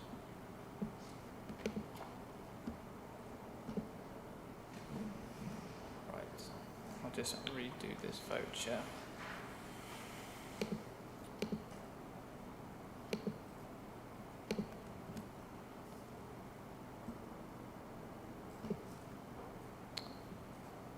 Right.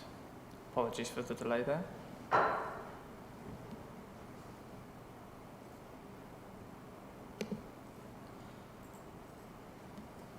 So the vote is now in progress, members, and will be shown in the modern.gov app in the light blue colour. Councillor Stringer, can I please take your vote? I'll be voting for the motion. Thank you very much.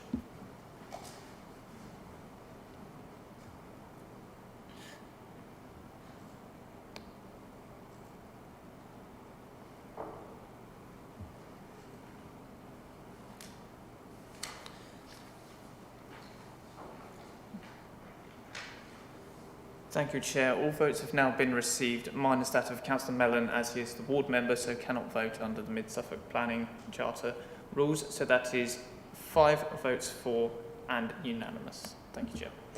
Thank you, Robert. Right. We will now move on to item 7B, DC 2102924, land rear of 6 Bells, Church Road, Felsham. We'll allow a few minutes just for people to do shuffling around of chairs and stuff. And I thank you for coming today. Thank you.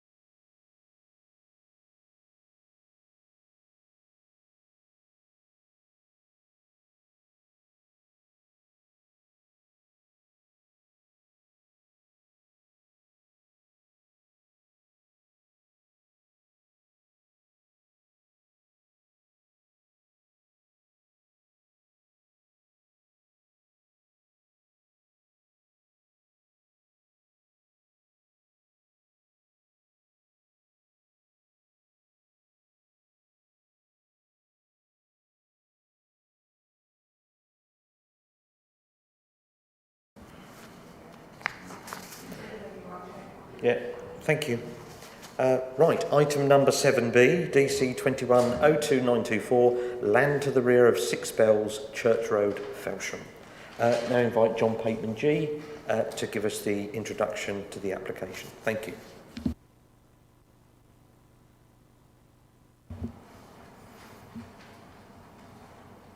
Oh, I've got to press. Apologies. Which I've got to press?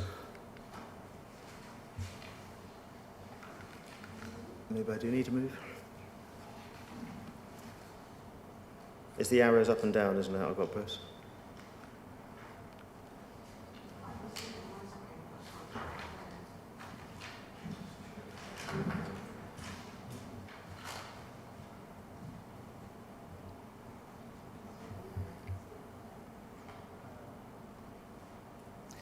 Just if anyone's watching this from home, we are just waiting to sort out the presentation.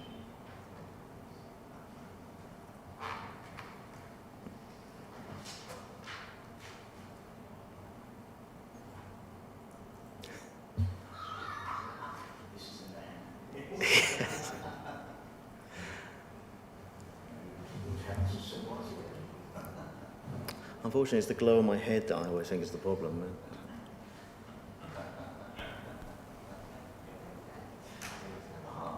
So we've got somewhere. Lovely. Right, I can start again. Thank you. So, this is for the erection of two houses. This is a full application, land to the rear of the Six Bells Public House, Church Road, Felsham. I'll come back to that in a minute, we'll just skip through this then. So, we are in Felsham, and we are in the middle of Felsham here, the village. And this is to, just to come a wider view. We are fairly central to the village. You've got the green, you can see to the left, where there's a number of historic houses that surround the main green. And then just sort of round the corner, we have the Six Bells Public House and the rear beer garden at the moment. And as you come out of the village to the right of the screen, you have more recent developments on both sides, including the cul-de-sac that abuts this development site. So hopefully a bit clearer aerial photograph. So we have, if I can move the mouse, does it come up? Yep. So the Six Bells pub is the building just here, and the land in question is just here. And we have opposite the church as well, just over here, which can be seen from the driveway. The site location plan, the official red line plan. Now this actually includes both the area for housing and allows for some slight changes. This is the reason why the red line is bigger than normal, but it does allow for changes to the public car park. The access goes through the current... No, wrong one. The access goes through the public car park at the moment. It's an existing access that serves the parking area to the rear, and of course this development will continue into using that. There's no parking spaces marked at this time, but effectively the need for the access here would take out 2 parking spaces. So we've allowed for the red line to be expanded so we can condition the replacement of those 2 spaces. The constraints of the area, so just sketched out here is roughly the site. We have, it's not very clear, I do apologise, but we have a number of listed buildings, including the Six Bells to the front. We have obviously a listed church, and we have other listed buildings within the location. The whole site and majority of the area here is in the conservation area, and we are totally within the settlement boundary of the village as well.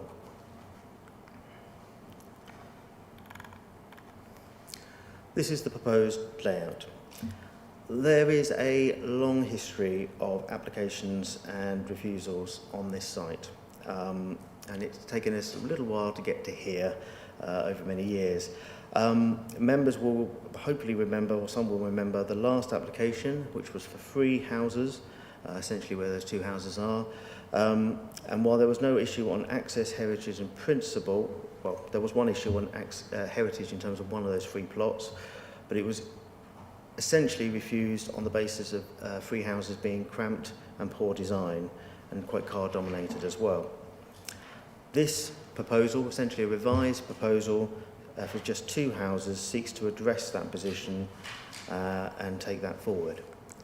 So the 2 houses, just the cross section there, essentially the view you would expect to find as you come through the driveway and approach the development. And each dwelling, we've got that's the landscaping plan, sorry. And then we've got the detailed plans of the proposals themselves. Each dwelling is almost 8.1 metres high, around about 5 metres to the eaves, and obviously these heights are excluding the chimney. They are slightly taller than the height of the 3 previously refused, which were around 7.9 metres, 7.6 metres and 7.4 metres, so these are 8.1 metres. But they do match the eaves height of the formal proposal. The height in general is not considered out of context with the adjacent estate or the public house itself, and is about average for a new dwelling. But they are quite bespoke designs. They pick up on the flint detailing of surrounding architecture, including the pub itself. And these photos give you some context. So this is looking down towards the village green. Just out of the shot to the right is the entrance to the here we go, to the public house and the entrance that they would use to access the two houses. And that's the existing driveway that serves the public house at the moment, and would effectively, where the van and the car is, you would essentially go through there into where these new two houses would be placed. And this is the view looking west again from that driveway. I put the aerial photograph back on because it is easier to sort of look at the context of the proposal in that context of the two houses essentially sitting in this space, and you would go through here into that space. And then we have the remaining beer garden proposal. We have the car park that could be extended if they wish to, and this area here is sort of a spare piece of land, surplus land to the side. Okay.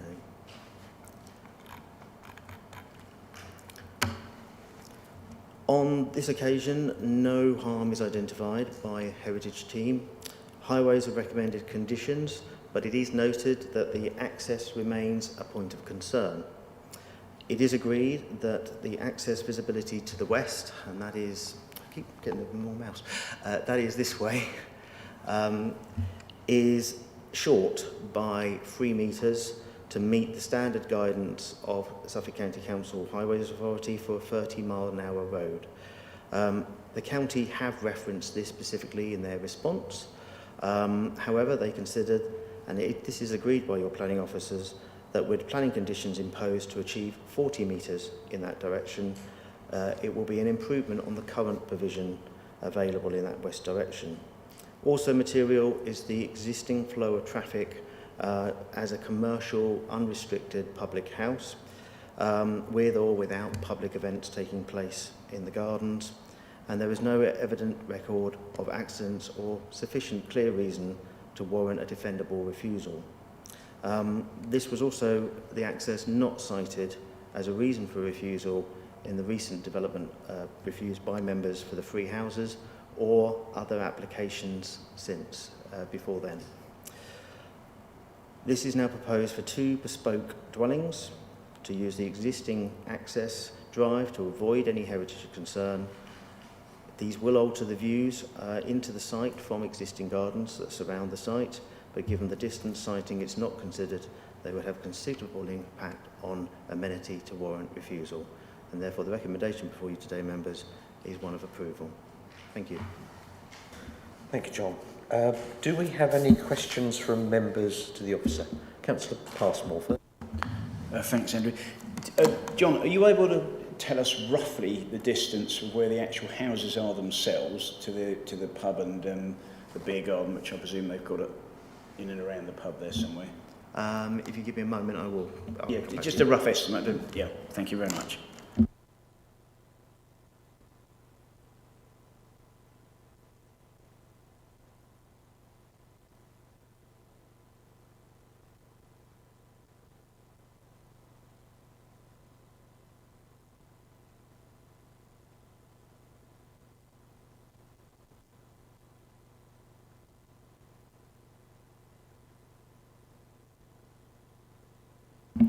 Sorry, can you just put the layout back up on the screen for me, please?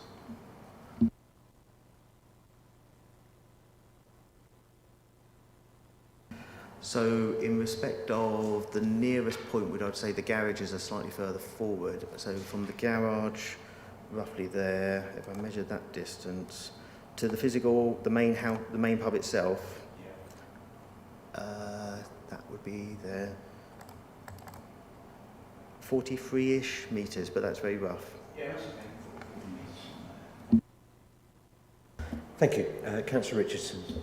Thank you, Chair. Would you mind just popping that slide back up again? Actually, I've got a question on that and then a sort of a request for clarification. Just in terms of that slide, when I was looking previously when you had the map up of the village, it looked as though there was sort of a large, well not large, but a degree of woodland within that space. So just in terms of the landscaping on that slide, I wanted to query whether that's trees that are going to be retained or whether those are going to be newly planted. And then the other question was just around the design for the building itself. I think, judging by what's in the plans, looking at the south elevation, it looks as though, I think you mentioned flint being used. Is that covering the entire facade of the building? Right, let's deal with the elevations first because I can quickly drop up to those.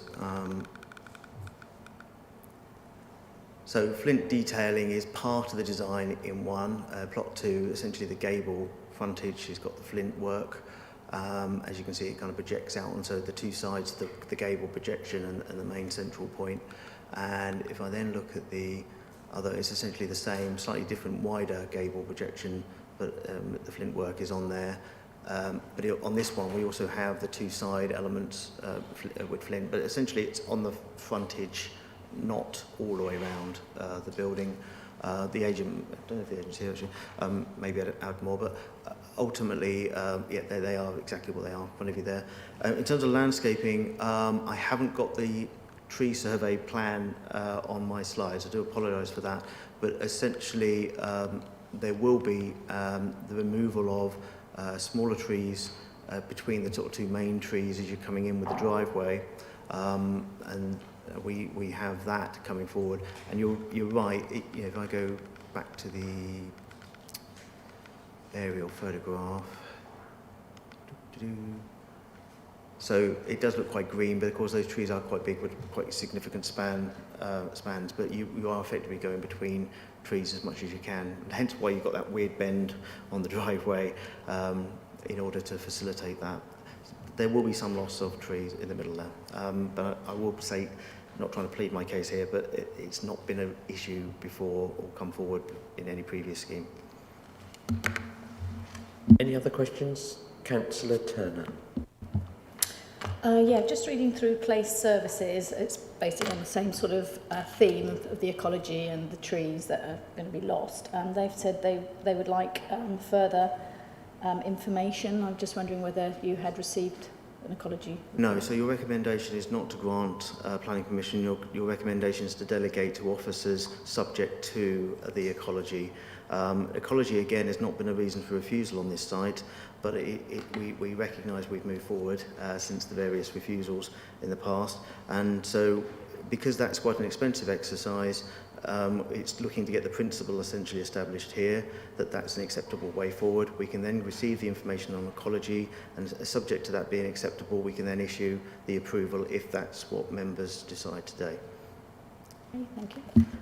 Thank you. Councillor Field.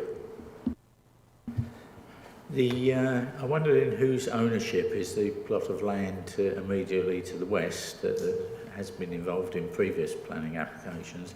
Perhaps more importantly, what's the work required to extend the visibility splay in that direction? Because I understood there was a listed wall or something there. I wanted to understand that a bit better. So there is a wall that forms part of the curtilage of the public house, and no works to that wall are proposed.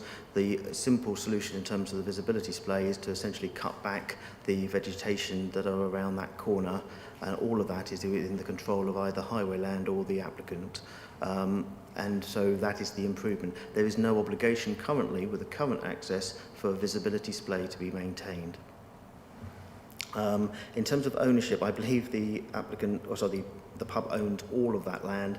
If you bear with me just one moment, I'll just double check the original plan that came in with the blue line just to confirm that.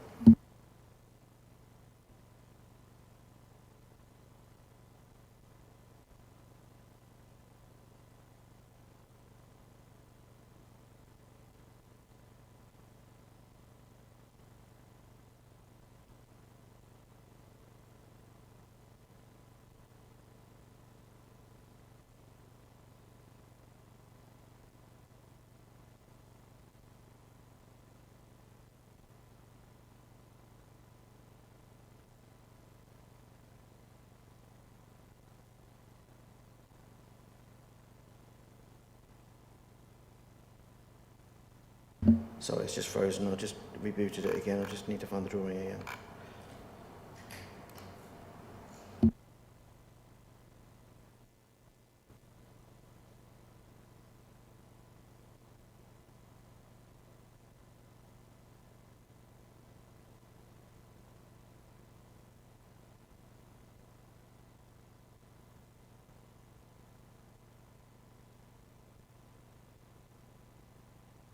I can't confirm that at the moment.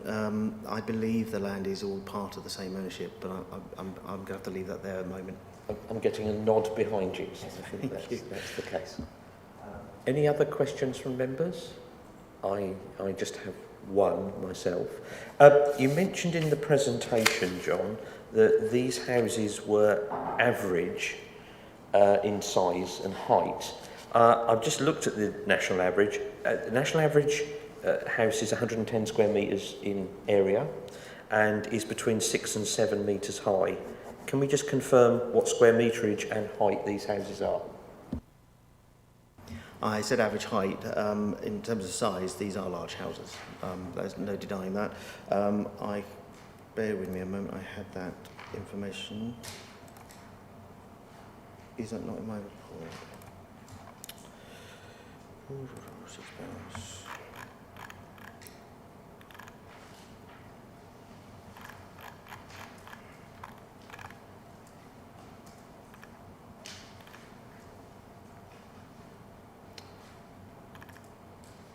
Again, can you give me a moment? I will give you the measurements of the two houses in terms of floor space as well. Thank you, that would be helpful. After that, does any other members have anyone else want to ask questions? Okay, we'll wait for that answer.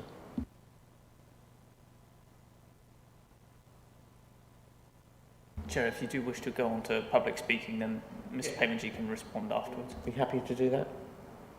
Yeah, we do. Okay, brilliant.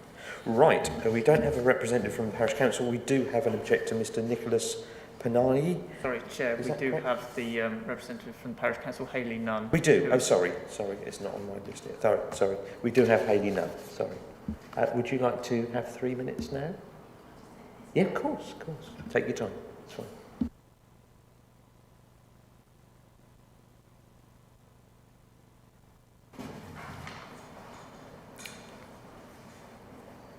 So I'm on, am I? Yeah. The proposed development is at the very core of our village and the Article 4 conservation area. This area of the village has designated heritage assets in the Six Bells St Peter's Church and the two neighbouring properties, as well as some non-designated assets, most of which would overlook the proposed development.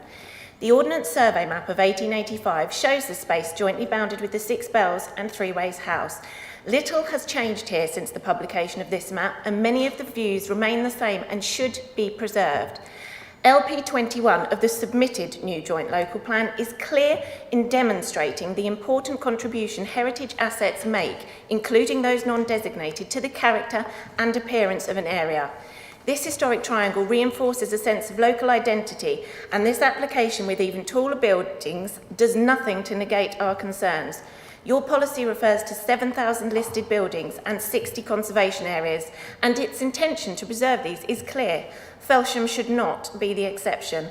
LP 19 refers to the importance of the relationship between landscape and the historic environment, detailing that the character of the landscape is influenced by its historic environment, and that the landscape can be important to the setting of a historic asset. This is absolutely true of Felsham Six Bells and St Peter's Church. LP 13 of your plan focuses on safeguarding the economy.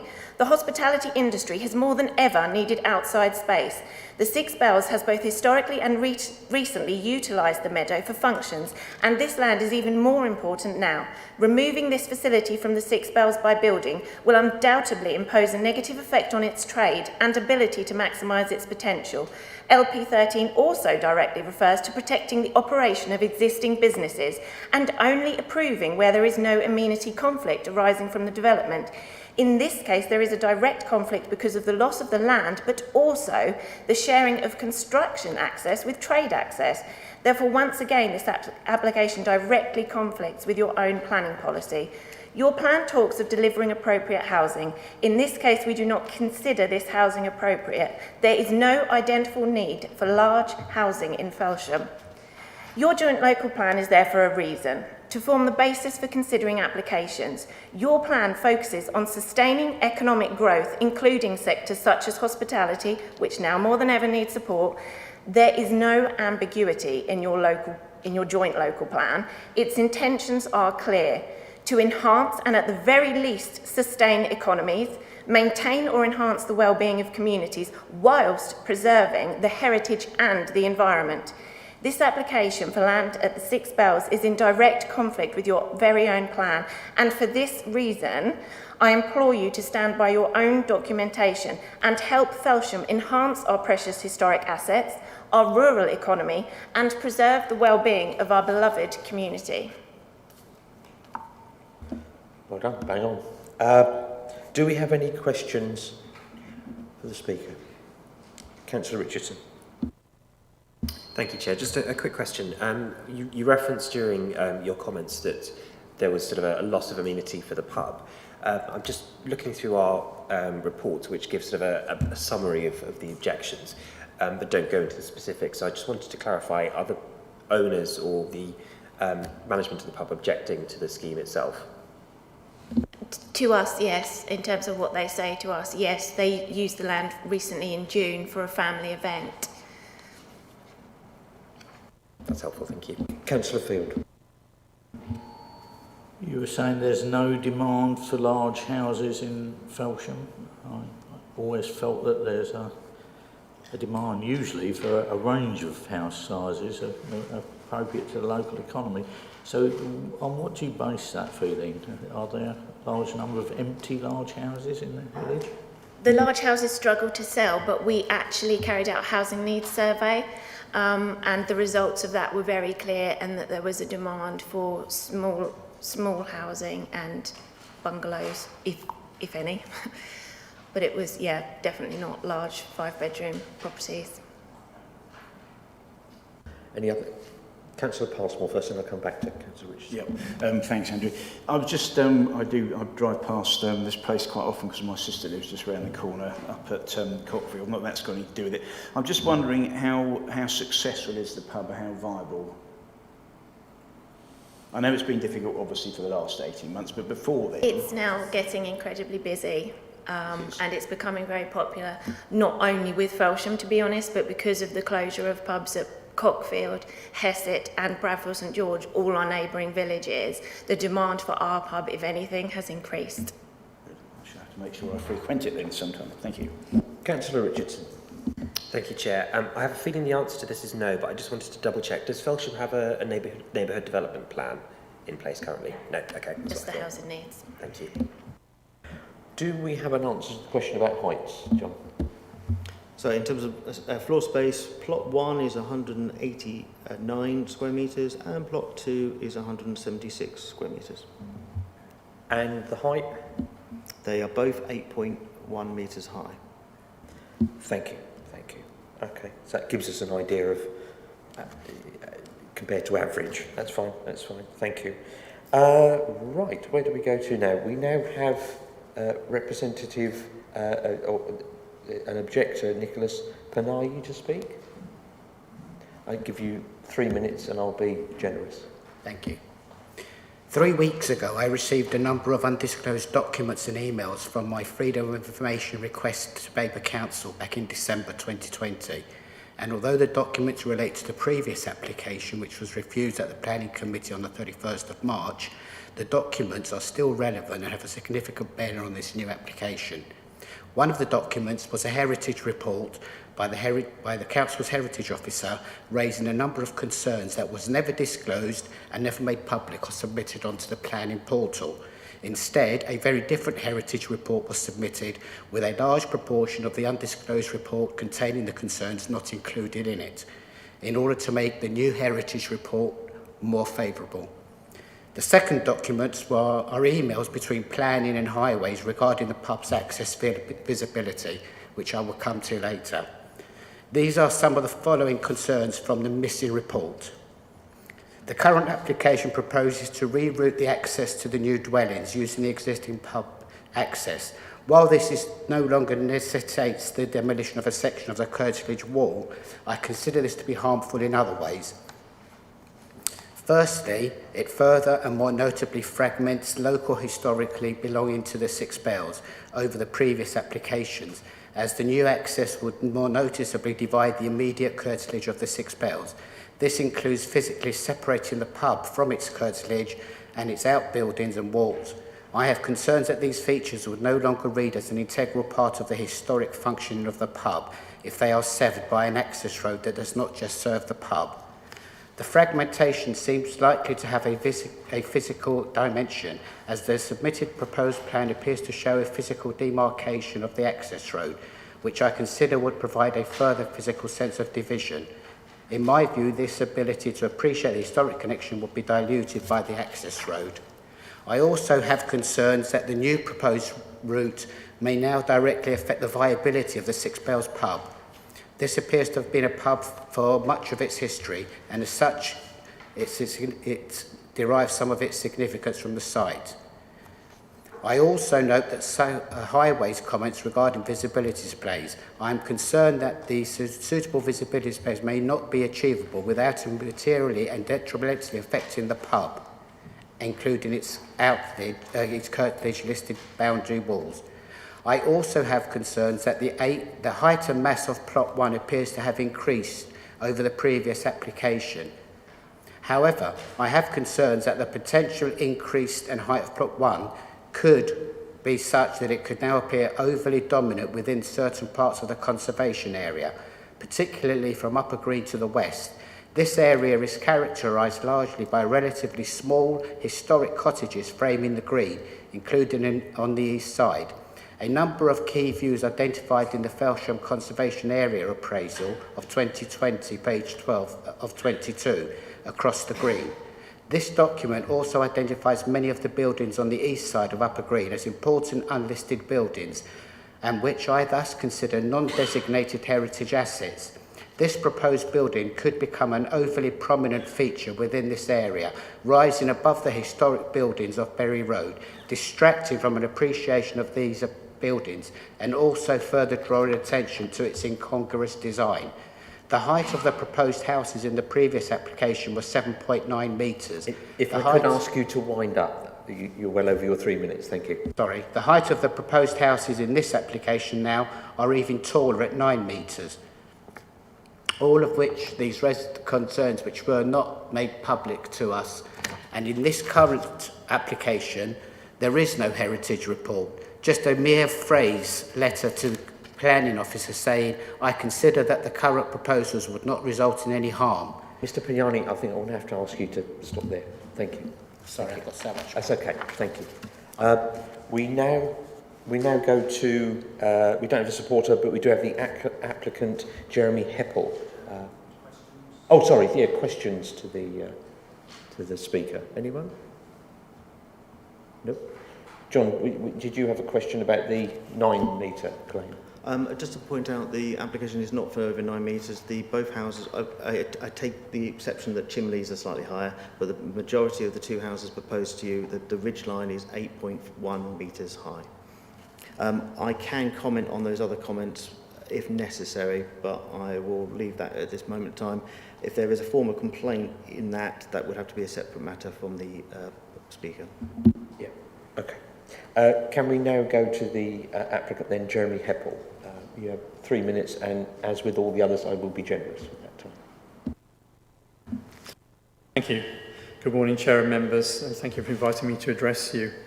I attended the online meeting when the previous scheme for 3 houses was refused. Members' concerns were over overdevelopment and car domination, but no issues of principle or access. It was suggested during that debate that the site was better suited to 2 houses.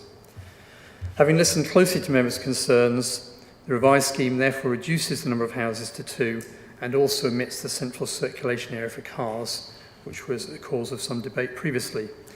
In doing so, both ground coverage and hard standing areas are significantly reduced in the new scheme.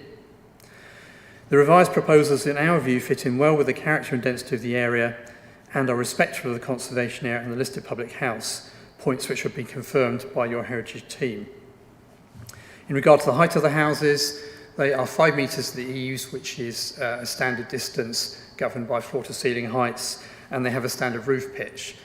The increase in height overall that's been mentioned is simply because these houses are large and therefore have a deeper floor plan, and that causes an increase in the ridge height of the buildings. I trust overall that members are supportive of the genuine efforts that have been made to respond to the concerns raised at the previous meeting. Highway safety was not a reason for refusal of the previous application, and the Highway Authority has not objected to the latest proposals, as you've heard. By reducing the number of dwellings to 2, the new proposals will generate less traffic than the previous scheme.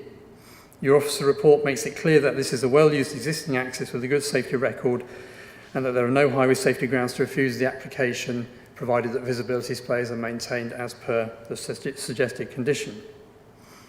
At the previous meeting, members raised a query about the safety of future residents, particularly children, walking to their houses through the pub car park. As a result, the plans now propose a dedicated pavement between the road and the houses for residents to use. This represents a further highway enhancement. In conclusion, the applicant is content that the proposals are compliant with the relevant local and national planning policies and achieve sustainable development. The proposals will also have a material benefit to the viability of the 6 bells by virtue of the capital receipt for the development site being invested back into the public house. And I can confirm that Hawthorne Leisure, the owners of the pub, do support the proposals. I trust that councillors will follow the advice of their experts and grant planning permission for this scheme. Thank you for your time. Thank you. You had a few seconds left. Well done. Do we have any questions from the members? Councillor Passmore first. Yeah, thanks. You mentioned at the end there about the money that would be, I suppose, if planning permission were granted, there would be obviously a substantial capital receipt. And you said that would be invested back into the pub. I don't think we have any, we can't stipulate that in planning anyway. I don't think that's a material consideration, is it? We can't tell people what they have to do with their money. I don't know whether our planning officer could just comment on that.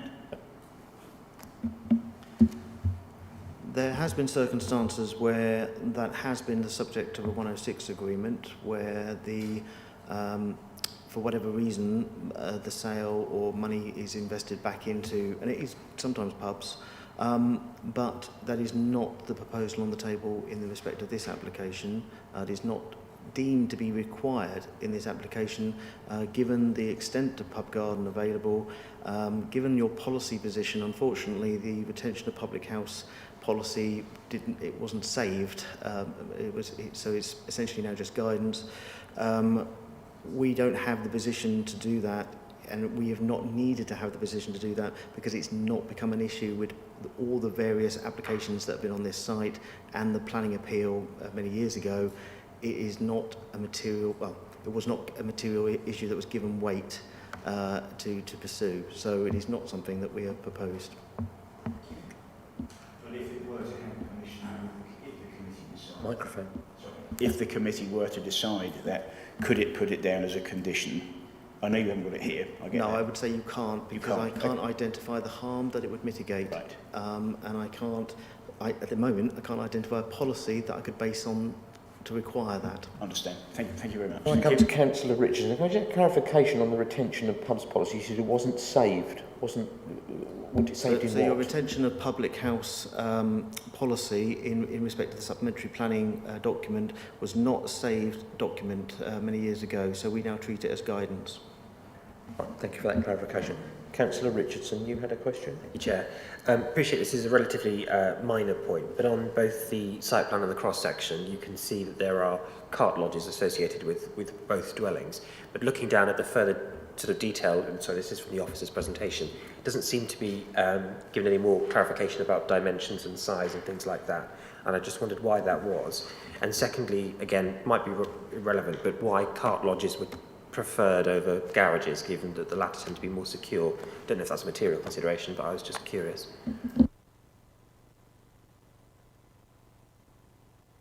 Shall I allow the applicant just to answer? I take it it's just a design choice. It's just a design choice, and in our experience, carports generally have less of an impact in conservation areas. You can see through them. They're a lightweight structure, so we think they work better in this context. So it was a heritage-led decision, if you like. Thank you. Councillor Turner, then Councillor Field. Yeah, you talked about a dedicated pavement to access to the new houses. Whereabouts will that go? Because the entrance to that site is very narrow. I did go and have a look yesterday, and it is on a sharp bend. And I think their children are going to be living in those houses, and adults as well. Could I ask the presentation to be put on screen again, please? And then I can follow the path for you, if you bear with me. Right, I've got to use an arrow again, hang on. Okay, so as you can see, we've got a paved area that runs all the way down and to that point there.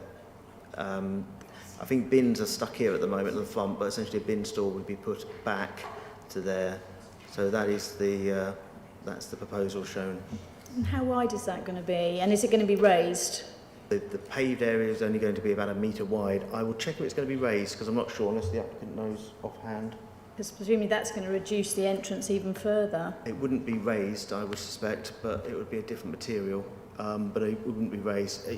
It'd make things difficult with beer deliveries and stuff, I would imagine, if you raised it. So I'll double check the detail, but that's how I'd say it at the moment. Thank you. Thank you. Councillor Field.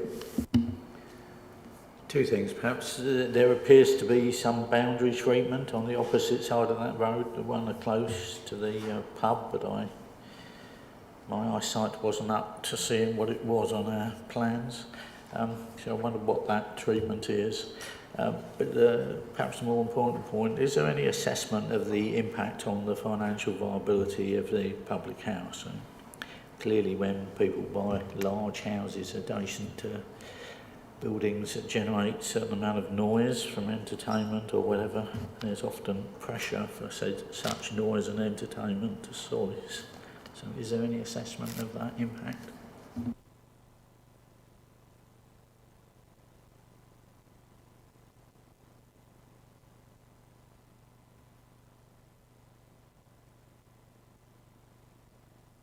Are we going to answer, John? So I thought it was still questions to the applicant. So in terms of the landscaping, where to the outbuilding?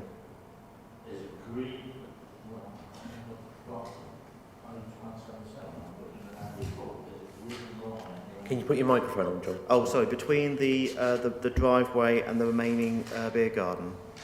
Yeah, so that's a hedgerow to be put in there.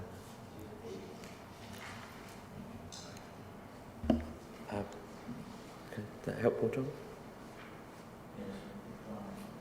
Could you put your microphone on, John? Oh, sorry, in terms of the economic assessment of viability, the answer is no. We haven't got that, and we've not sought to have it either. So if I'm... Councillor Mellon. Yes, just another question for the applicant. The houses shown have got chimneys on them. Is that just a design feature, or are they going to be usable? I would say it's primarily done as a design feature, but I think if somebody wants to have a wood-burning stove, then they would be usable chimneys. Thank you.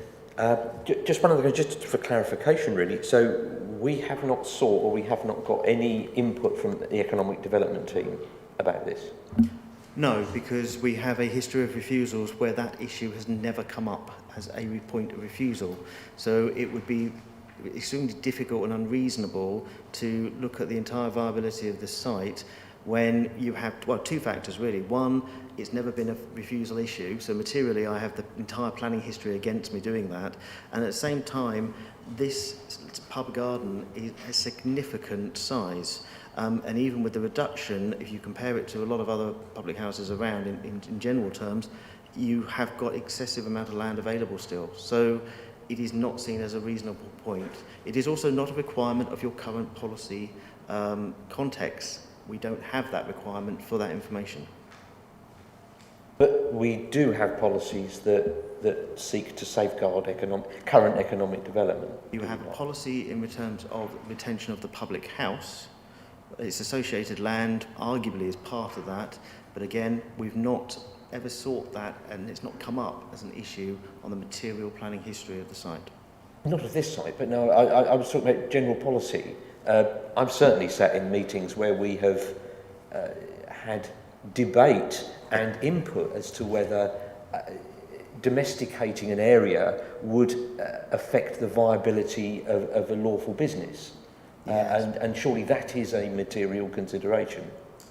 It is a material consideration, but your policy, I would argue, is exceedingly weak on that point until, and I know it was mentioned earlier, we do have an emerging joint local plan, which at the moment you give limited weight to, but that has stronger policies in respect of that issue coming up. But at this current policy position, the current local plan, you only have a guidance in terms of retention of public houses.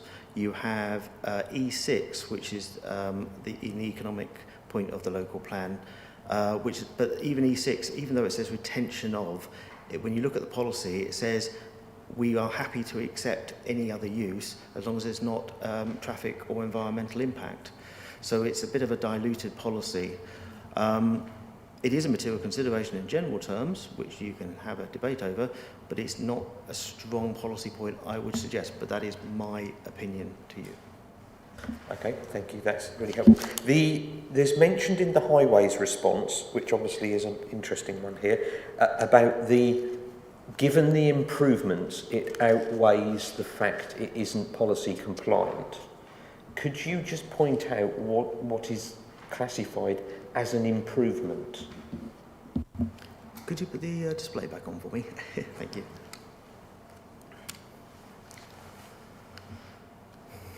Essentially, the improvement is the securing of the visibility display, which effectively is represented by that. Ignore the bit at the bottom, but essentially you're looking at the securing of that 40-metre visibility display in one direction, 43 metres in the other direction, and we would then have a condition that would maintain that land not to be overgrown, that gets captured by that visibility display. That, as far as I can see, is the only improvement. And obviously, how do we condition that cars don't get parked on it? They would cause an obstruction within the visibility display. They'd be over 0.6, so they would be essentially in breach of the condition. However, I would also say probably the highway code would have something to say about that as well. Right, so are there parking spaces at the front of the public house now that will be lost due to this permission being granted? The front of the public, the front is used for various things. In fact, on that aerial photograph, there's lots of tables and chairs out there. If I whiz my way round, they have tables and chairs. I thought I had another one that went round further, sorry. As you can see, well, it's one of those positions where the widening of that point of road has historically evolved over time. It does allow cars to pass each other better on that stretch of road, especially if you've got a lorry coming the other way. But I would say parking on there wouldn't perhaps be wise, but that's at the risk of the owner of the car in question. Okay, thank you.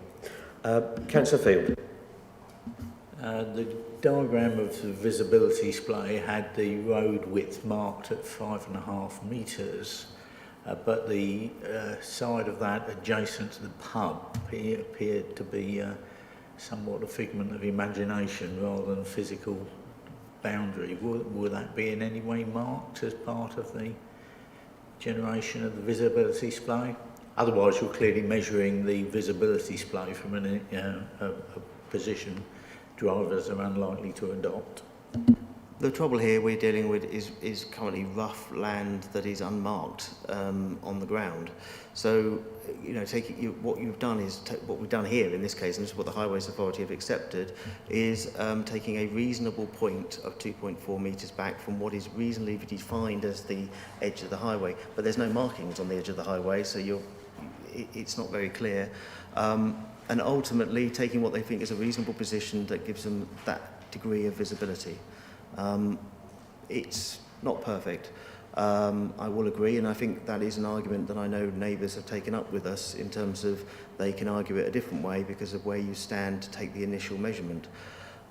Ultimately, the prevailing factor here is that we have an existing access for an unrestricted public house. It does have events going on in terms of the village. A lot of people probably using the land, going back and forth and conflicting with the commercial use potentially.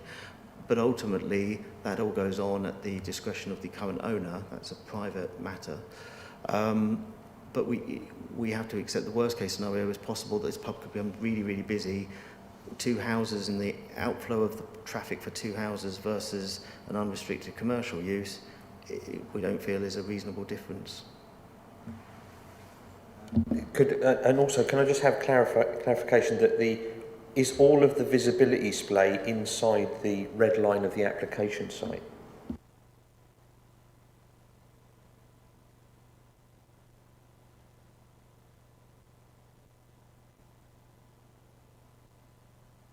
Well, the immediate answer is no, because the red line doesn't cover the front of the pub itself, when obviously the direction of travel of the visibility display goes off in that direction. It doesn't need to be all within the red line.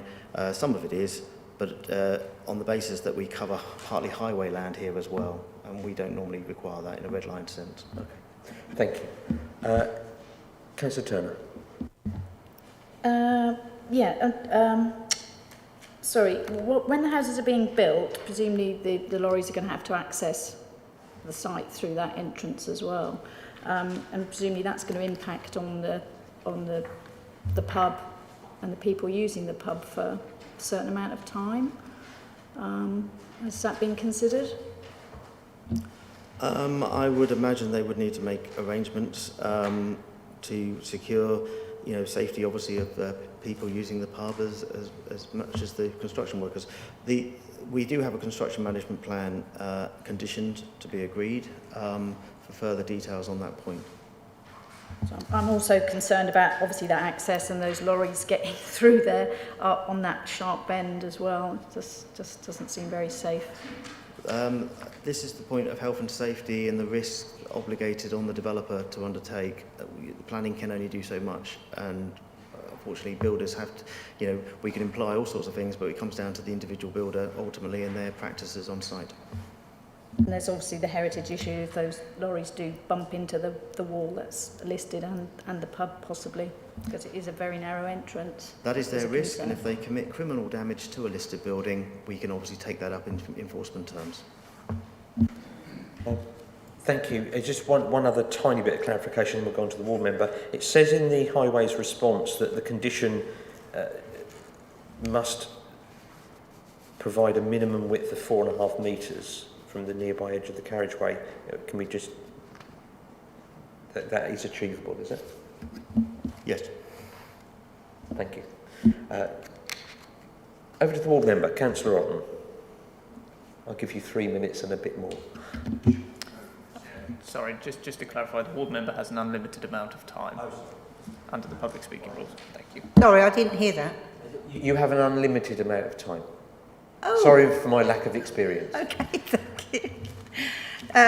First of all, I just want to make a statement about a media coverage that said that there had been no request for a site visit for this application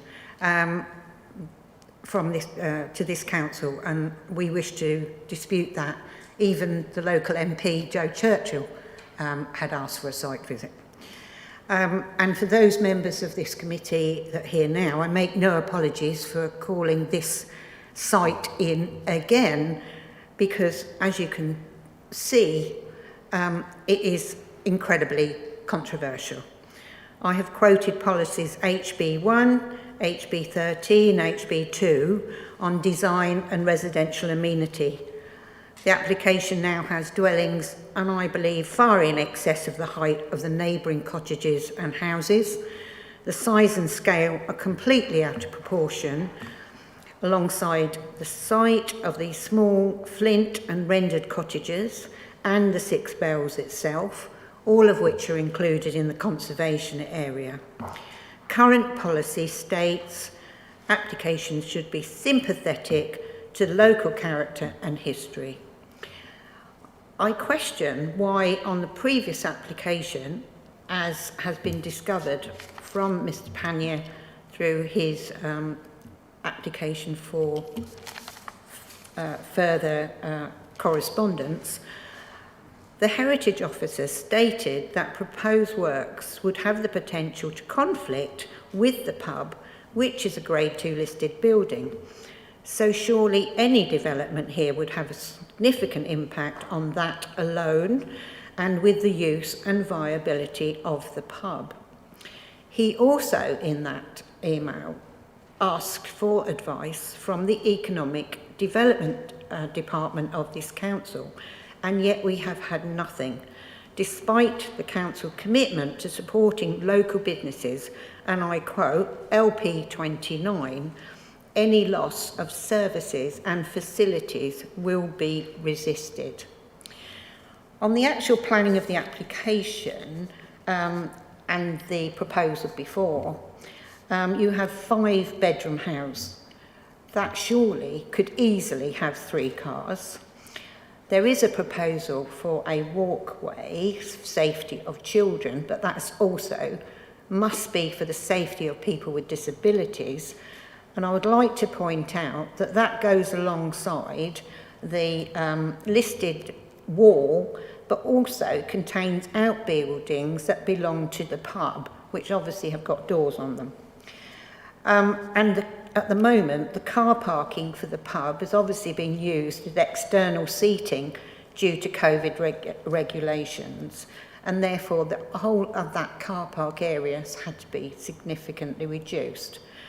I would also like to question, on the photograph you showed there of the entrance, 2 rubbish bins, and there is some comments from fire and safety about access through that site, but we've had nothing from waste on how the bin lorries are going to be able to negotiate in and out to those large dwellings.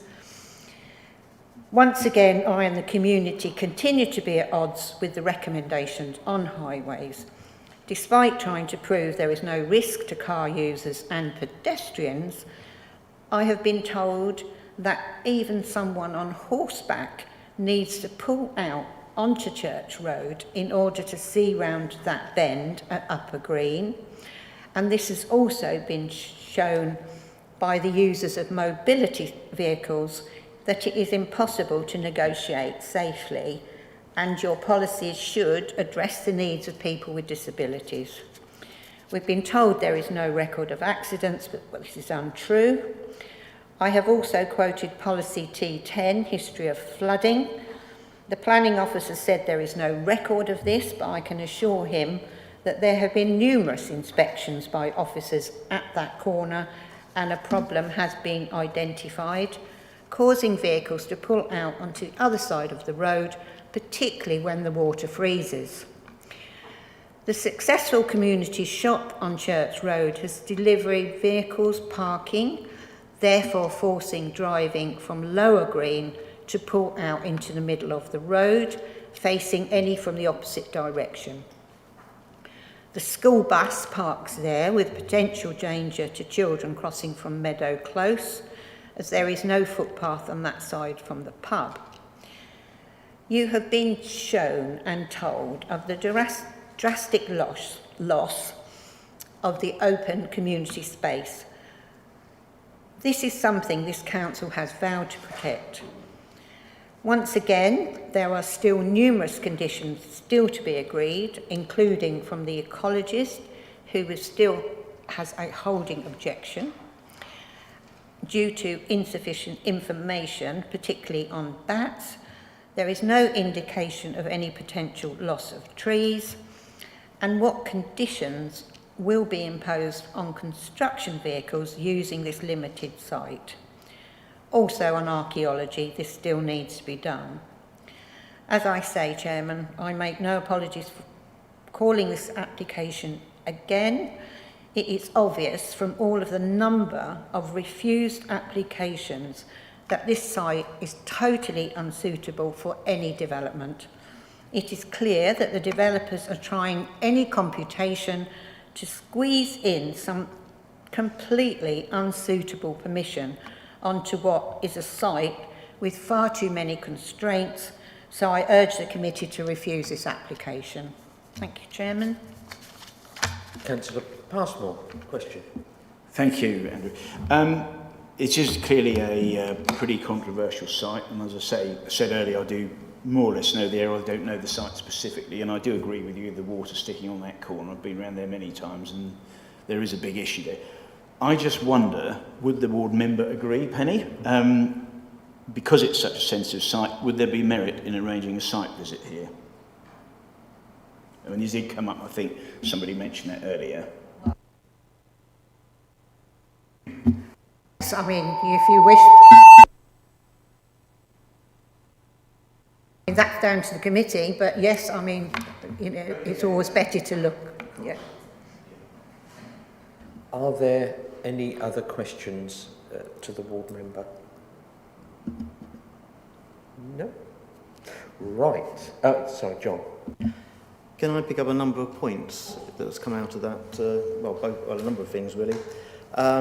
First of all, in terms of site visit requests, can I confirm with the governance officer there's been no site visit requests for this application that you're aware of? None that have been requested at this committee or sent to committee services. Thank you. I understand there were site visit requests and possibly there's variations in terms of previous applications, but I've not been made aware of any for this application. In terms of other details, both the ward member and the neighbour pulled out details of the previous application and the previous response of the heritage officer to that application for free houses. Now, I wasn't going to do this, but I think I need to go over this publicly to state it for the record, because ultimately there is a big difference and I don't want members to get unlawfully sidetracked. In terms of the heritage officer, they did provide me with an initial view, which is what's gone public. That is not the public view or the official view that was actually then submitted later. So the freedom of information request is valid, fair enough. Anything that gets put between officers as an internal discussion is fair game. But ultimately, the concluded view is the one that was made public in respect of that application. The heritage officer did touch upon access issues, viability issues, all of which are outside of their remit. It is not for them to comment on those points. Their point is to comment on heritage. And that was one of the decisions that we made when I went back to the heritage officer at that time to ask them to clarify heritage, not other matters. They then went through also the planning history of the site and concluded their view given the appeal history of the site and the appeal considerations of the heritage matters. So, in the end, I would say to members, if they are looking back at the past and they're looking at the free application, free houses, to consider only the public consultation response, and that is the official response from the heritage team. Now, that response did have an issue with plot 1, which was one of the free plots. It did have an issue with the height of that particular building. This scheme is a different scheme. It's for 2. They are more centrally located, and the heritage team have looked again at the entirety of the proposal, and their official view is what is on paper before you as part of this application. I'll leave it there. I also have emails that I know that have gone to lobbying that are from me to the Highways Authority, because I have discussions with the Highways Authority on various things. Again, everything I write is transparent. I don't have a problem with that at all, but it comes down to what is the official view and what is the internal workings of an application. In this case, I did request Highways at the time of the last application for the free houses to consider if there was any way they can remove the markings out of the front of the public house. And this is because it was suggested by the local member and others that those markings would be detrimental to the conservation area. As it was, the Highways Authority did agree that they were unnecessary and agreed they weren't needed, and therefore they were removed from that particular proposal at that time. As it was, it got refused anyway on design grounds. However, that's where that was. So I don't think there's a lot to gain from that, but I did want to put that on record because I think it's appropriate. I will say, though, that this is not community space. This is a private, public space for a beer garden. It is not open to the public to use at their will. It is only at the discretion of the owner of the land who lets them use that land for various uses. It's not like a public sports area or anything like that. And waste collection was another point. Ultimately, a bin storage area is provided on plan. Indeed, a waste disposal lorry will not be able to get down there, just like it doesn't get down there for the current pub. It would have to then, you'd have to bring those bins forward on bin day, and you'd have to return them when it's not bin day. That's all. Thank you. Thank you. Right, where are we? I think, are there any other questions for the ward member? If there aren't, we will then now go into debate. Does anyone want to speak? Councillor Passmore. Thank you, Chairman. I've listened very carefully to the arguments. I actually just want to personally put on record, I hope nobody thought I was criticising any of the analysis or the officers there. It wasn't that at all. But it's very important, as I think the planning manager, John, has said, we are looking at the application we have. And I have a view, hence my question to the ward member. This is a particularly sensitive site, and the officers will give their professional opinions of how they see things. That is their role, and they're entitled to their view and so on, just as we are. I really do wonder, because it is such a sensitive site, it is in a conservation area. I don't know how many years it has been a conservation area, but for as long as I can remember. And Mrs. Otton has been a councillor even longer than you and I have. And it goes back many, many years. And I think we need to be very, very mindful of any decision we make to take all of these factors into account. And I do wonder, Chairman, whether it would be sensible to have a site visit. I know we don't generally do them, but because it is so sensitive, and I do think people need to look at the bend on the road. Highways have their views that they've put down. I personally am sceptical of what they've said, but that's what they've said. And I think there would be real merit in actually having a look at the site, so I'd like to formally propose that. Others may disagree, but that's what I would like to propose. Thank you for that proposal, Councillor Passmore. Just before we listen to any other members, can I just ask one question? I know during COVID and lockdowns, officers have not been visiting site. Do we know whether the highways officer actually has attended site? No, I can't confirm that either way. That's for the county's risk assessment. I don't know if they have or haven't. No, and during COVID, they certainly haven't been attending site. So I think I hear what you say. Sorry, Robert, you want to come in? Yeah, sorry, Chair. I'd, just with regards to site visits, to just give members a bit more information, if that's because on the Baber side we have, well, the site visit for Baber starts in 1 hour and 15 minutes today, so we have a protocol in place whereby a risk assessment is carried out by the Chief Planning Officer. Just to add to this point, that there is a process in place to ensure members' safety, as we're still ensuring that member safety through the COVID protocols that are still laid out by government. So that there is what happens is the Chief Planning Officer will do a risk assessment, and then they'll consult with the chair on when to have the meeting, and that's involving the community. So the ward member is consulted, the community are consulted on the different issues that could come up from different COVID issues on that. I just want to give a little bit of clarity and assurance to members that if they do go on a site visit, it will be conducted in a COVID secure manner. Thank you, Chair. Thank you. Do we have any other comments from any of the other councillors? I think my personal view, and I normally do that at the end, but my personal view, I think I agree with you, Tim. I think this one is probably such a unique case. And I think, frankly, we don't, at Mid-Suffolk, we tend to not do site visits lightly. It tends to need to be, they need to be fruitful in terms of what information they'll give to us. But I think there are a few unanswered questions here, such as the economic development issue, the ecology issue, and also, is that highways issue actually, what does that look like on the ground? I think I would certainly find that helpful to physically look at that, to certainly help with my determination here. But I'll be guided by other members. John was first and then Harry. I think the short way to put it is I largely agree with what Tim and yourselves have said. I really don't like kicking the can along the road on these things. It feels profoundly uncomfortable. But there is the highway issue that is questionable to my mind. It's clearly that their advice has been revised, shall we put it that way, and made less onerous in time.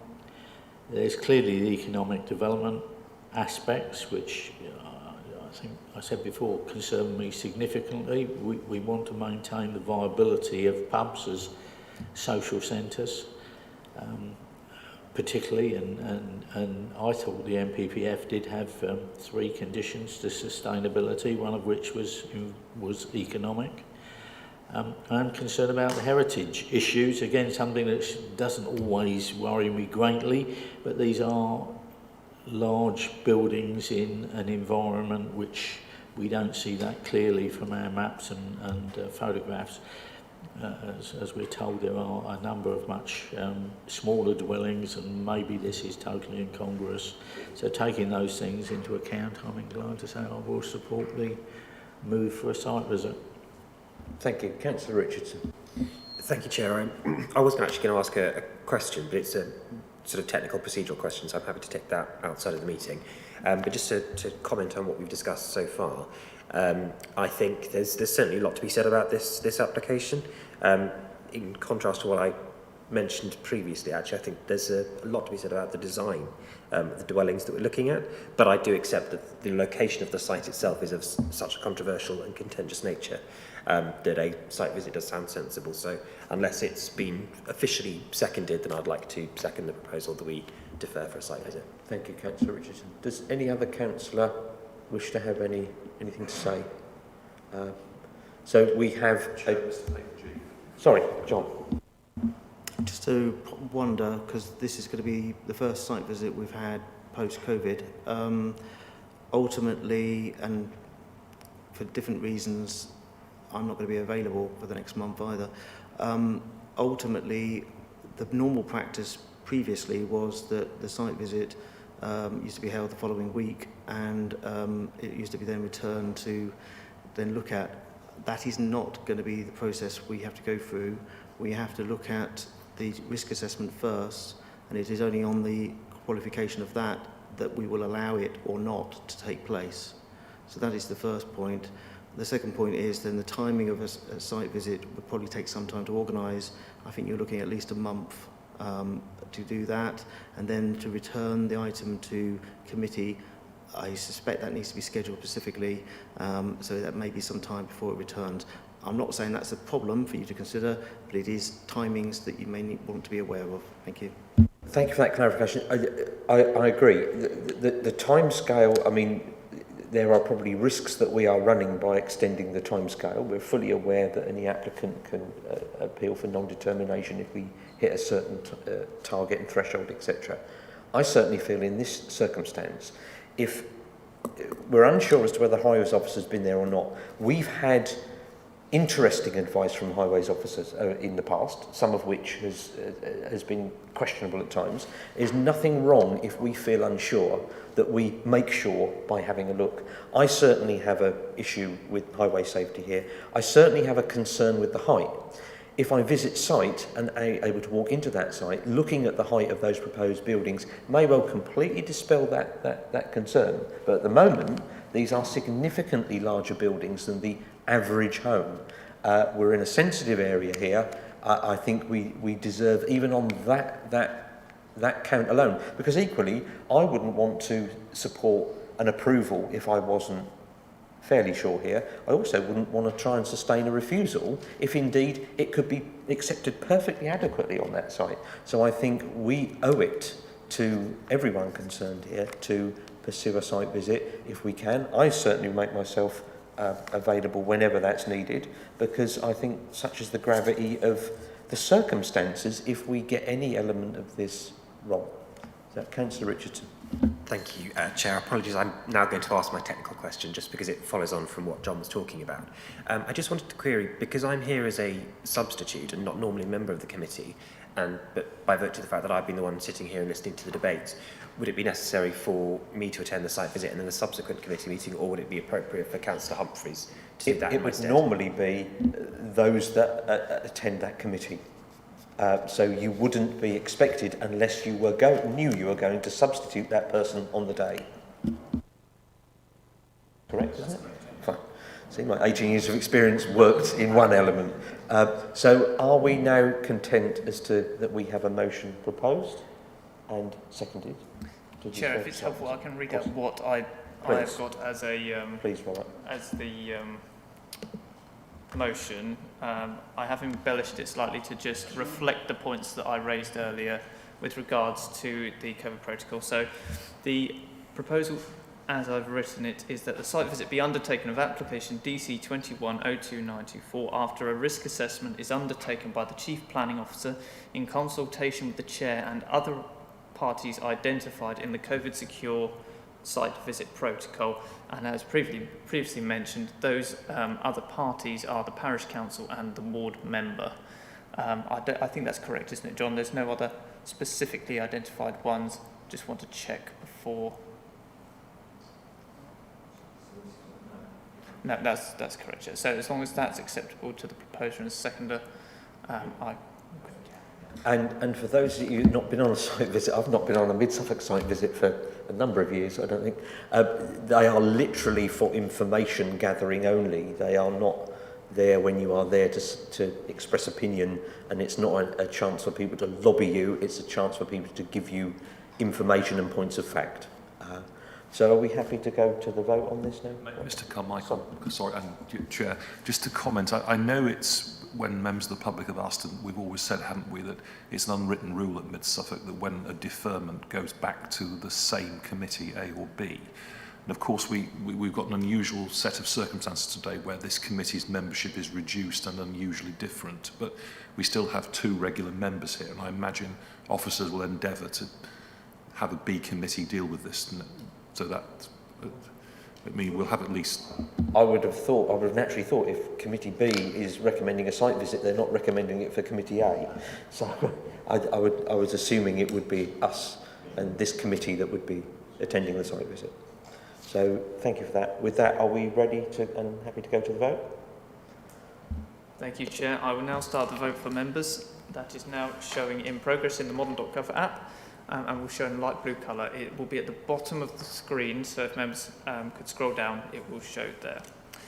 Councillor Stringer, can I take your vote verbally, please? I will vote in favour of going on the site visit in this application. Thank you, Councillor.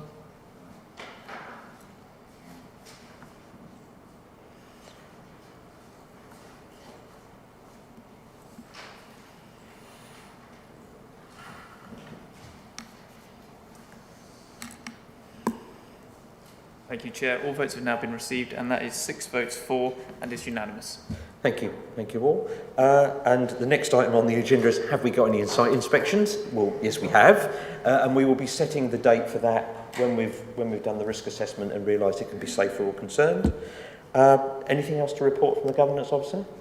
Chair, just to report with the site visits one, that's any that have been requested by other members. So there's none that have been requested by anyone else in the council. So that's And with that, at 12:53, I will officially close the meeting and thank you for your patience today. Thank you.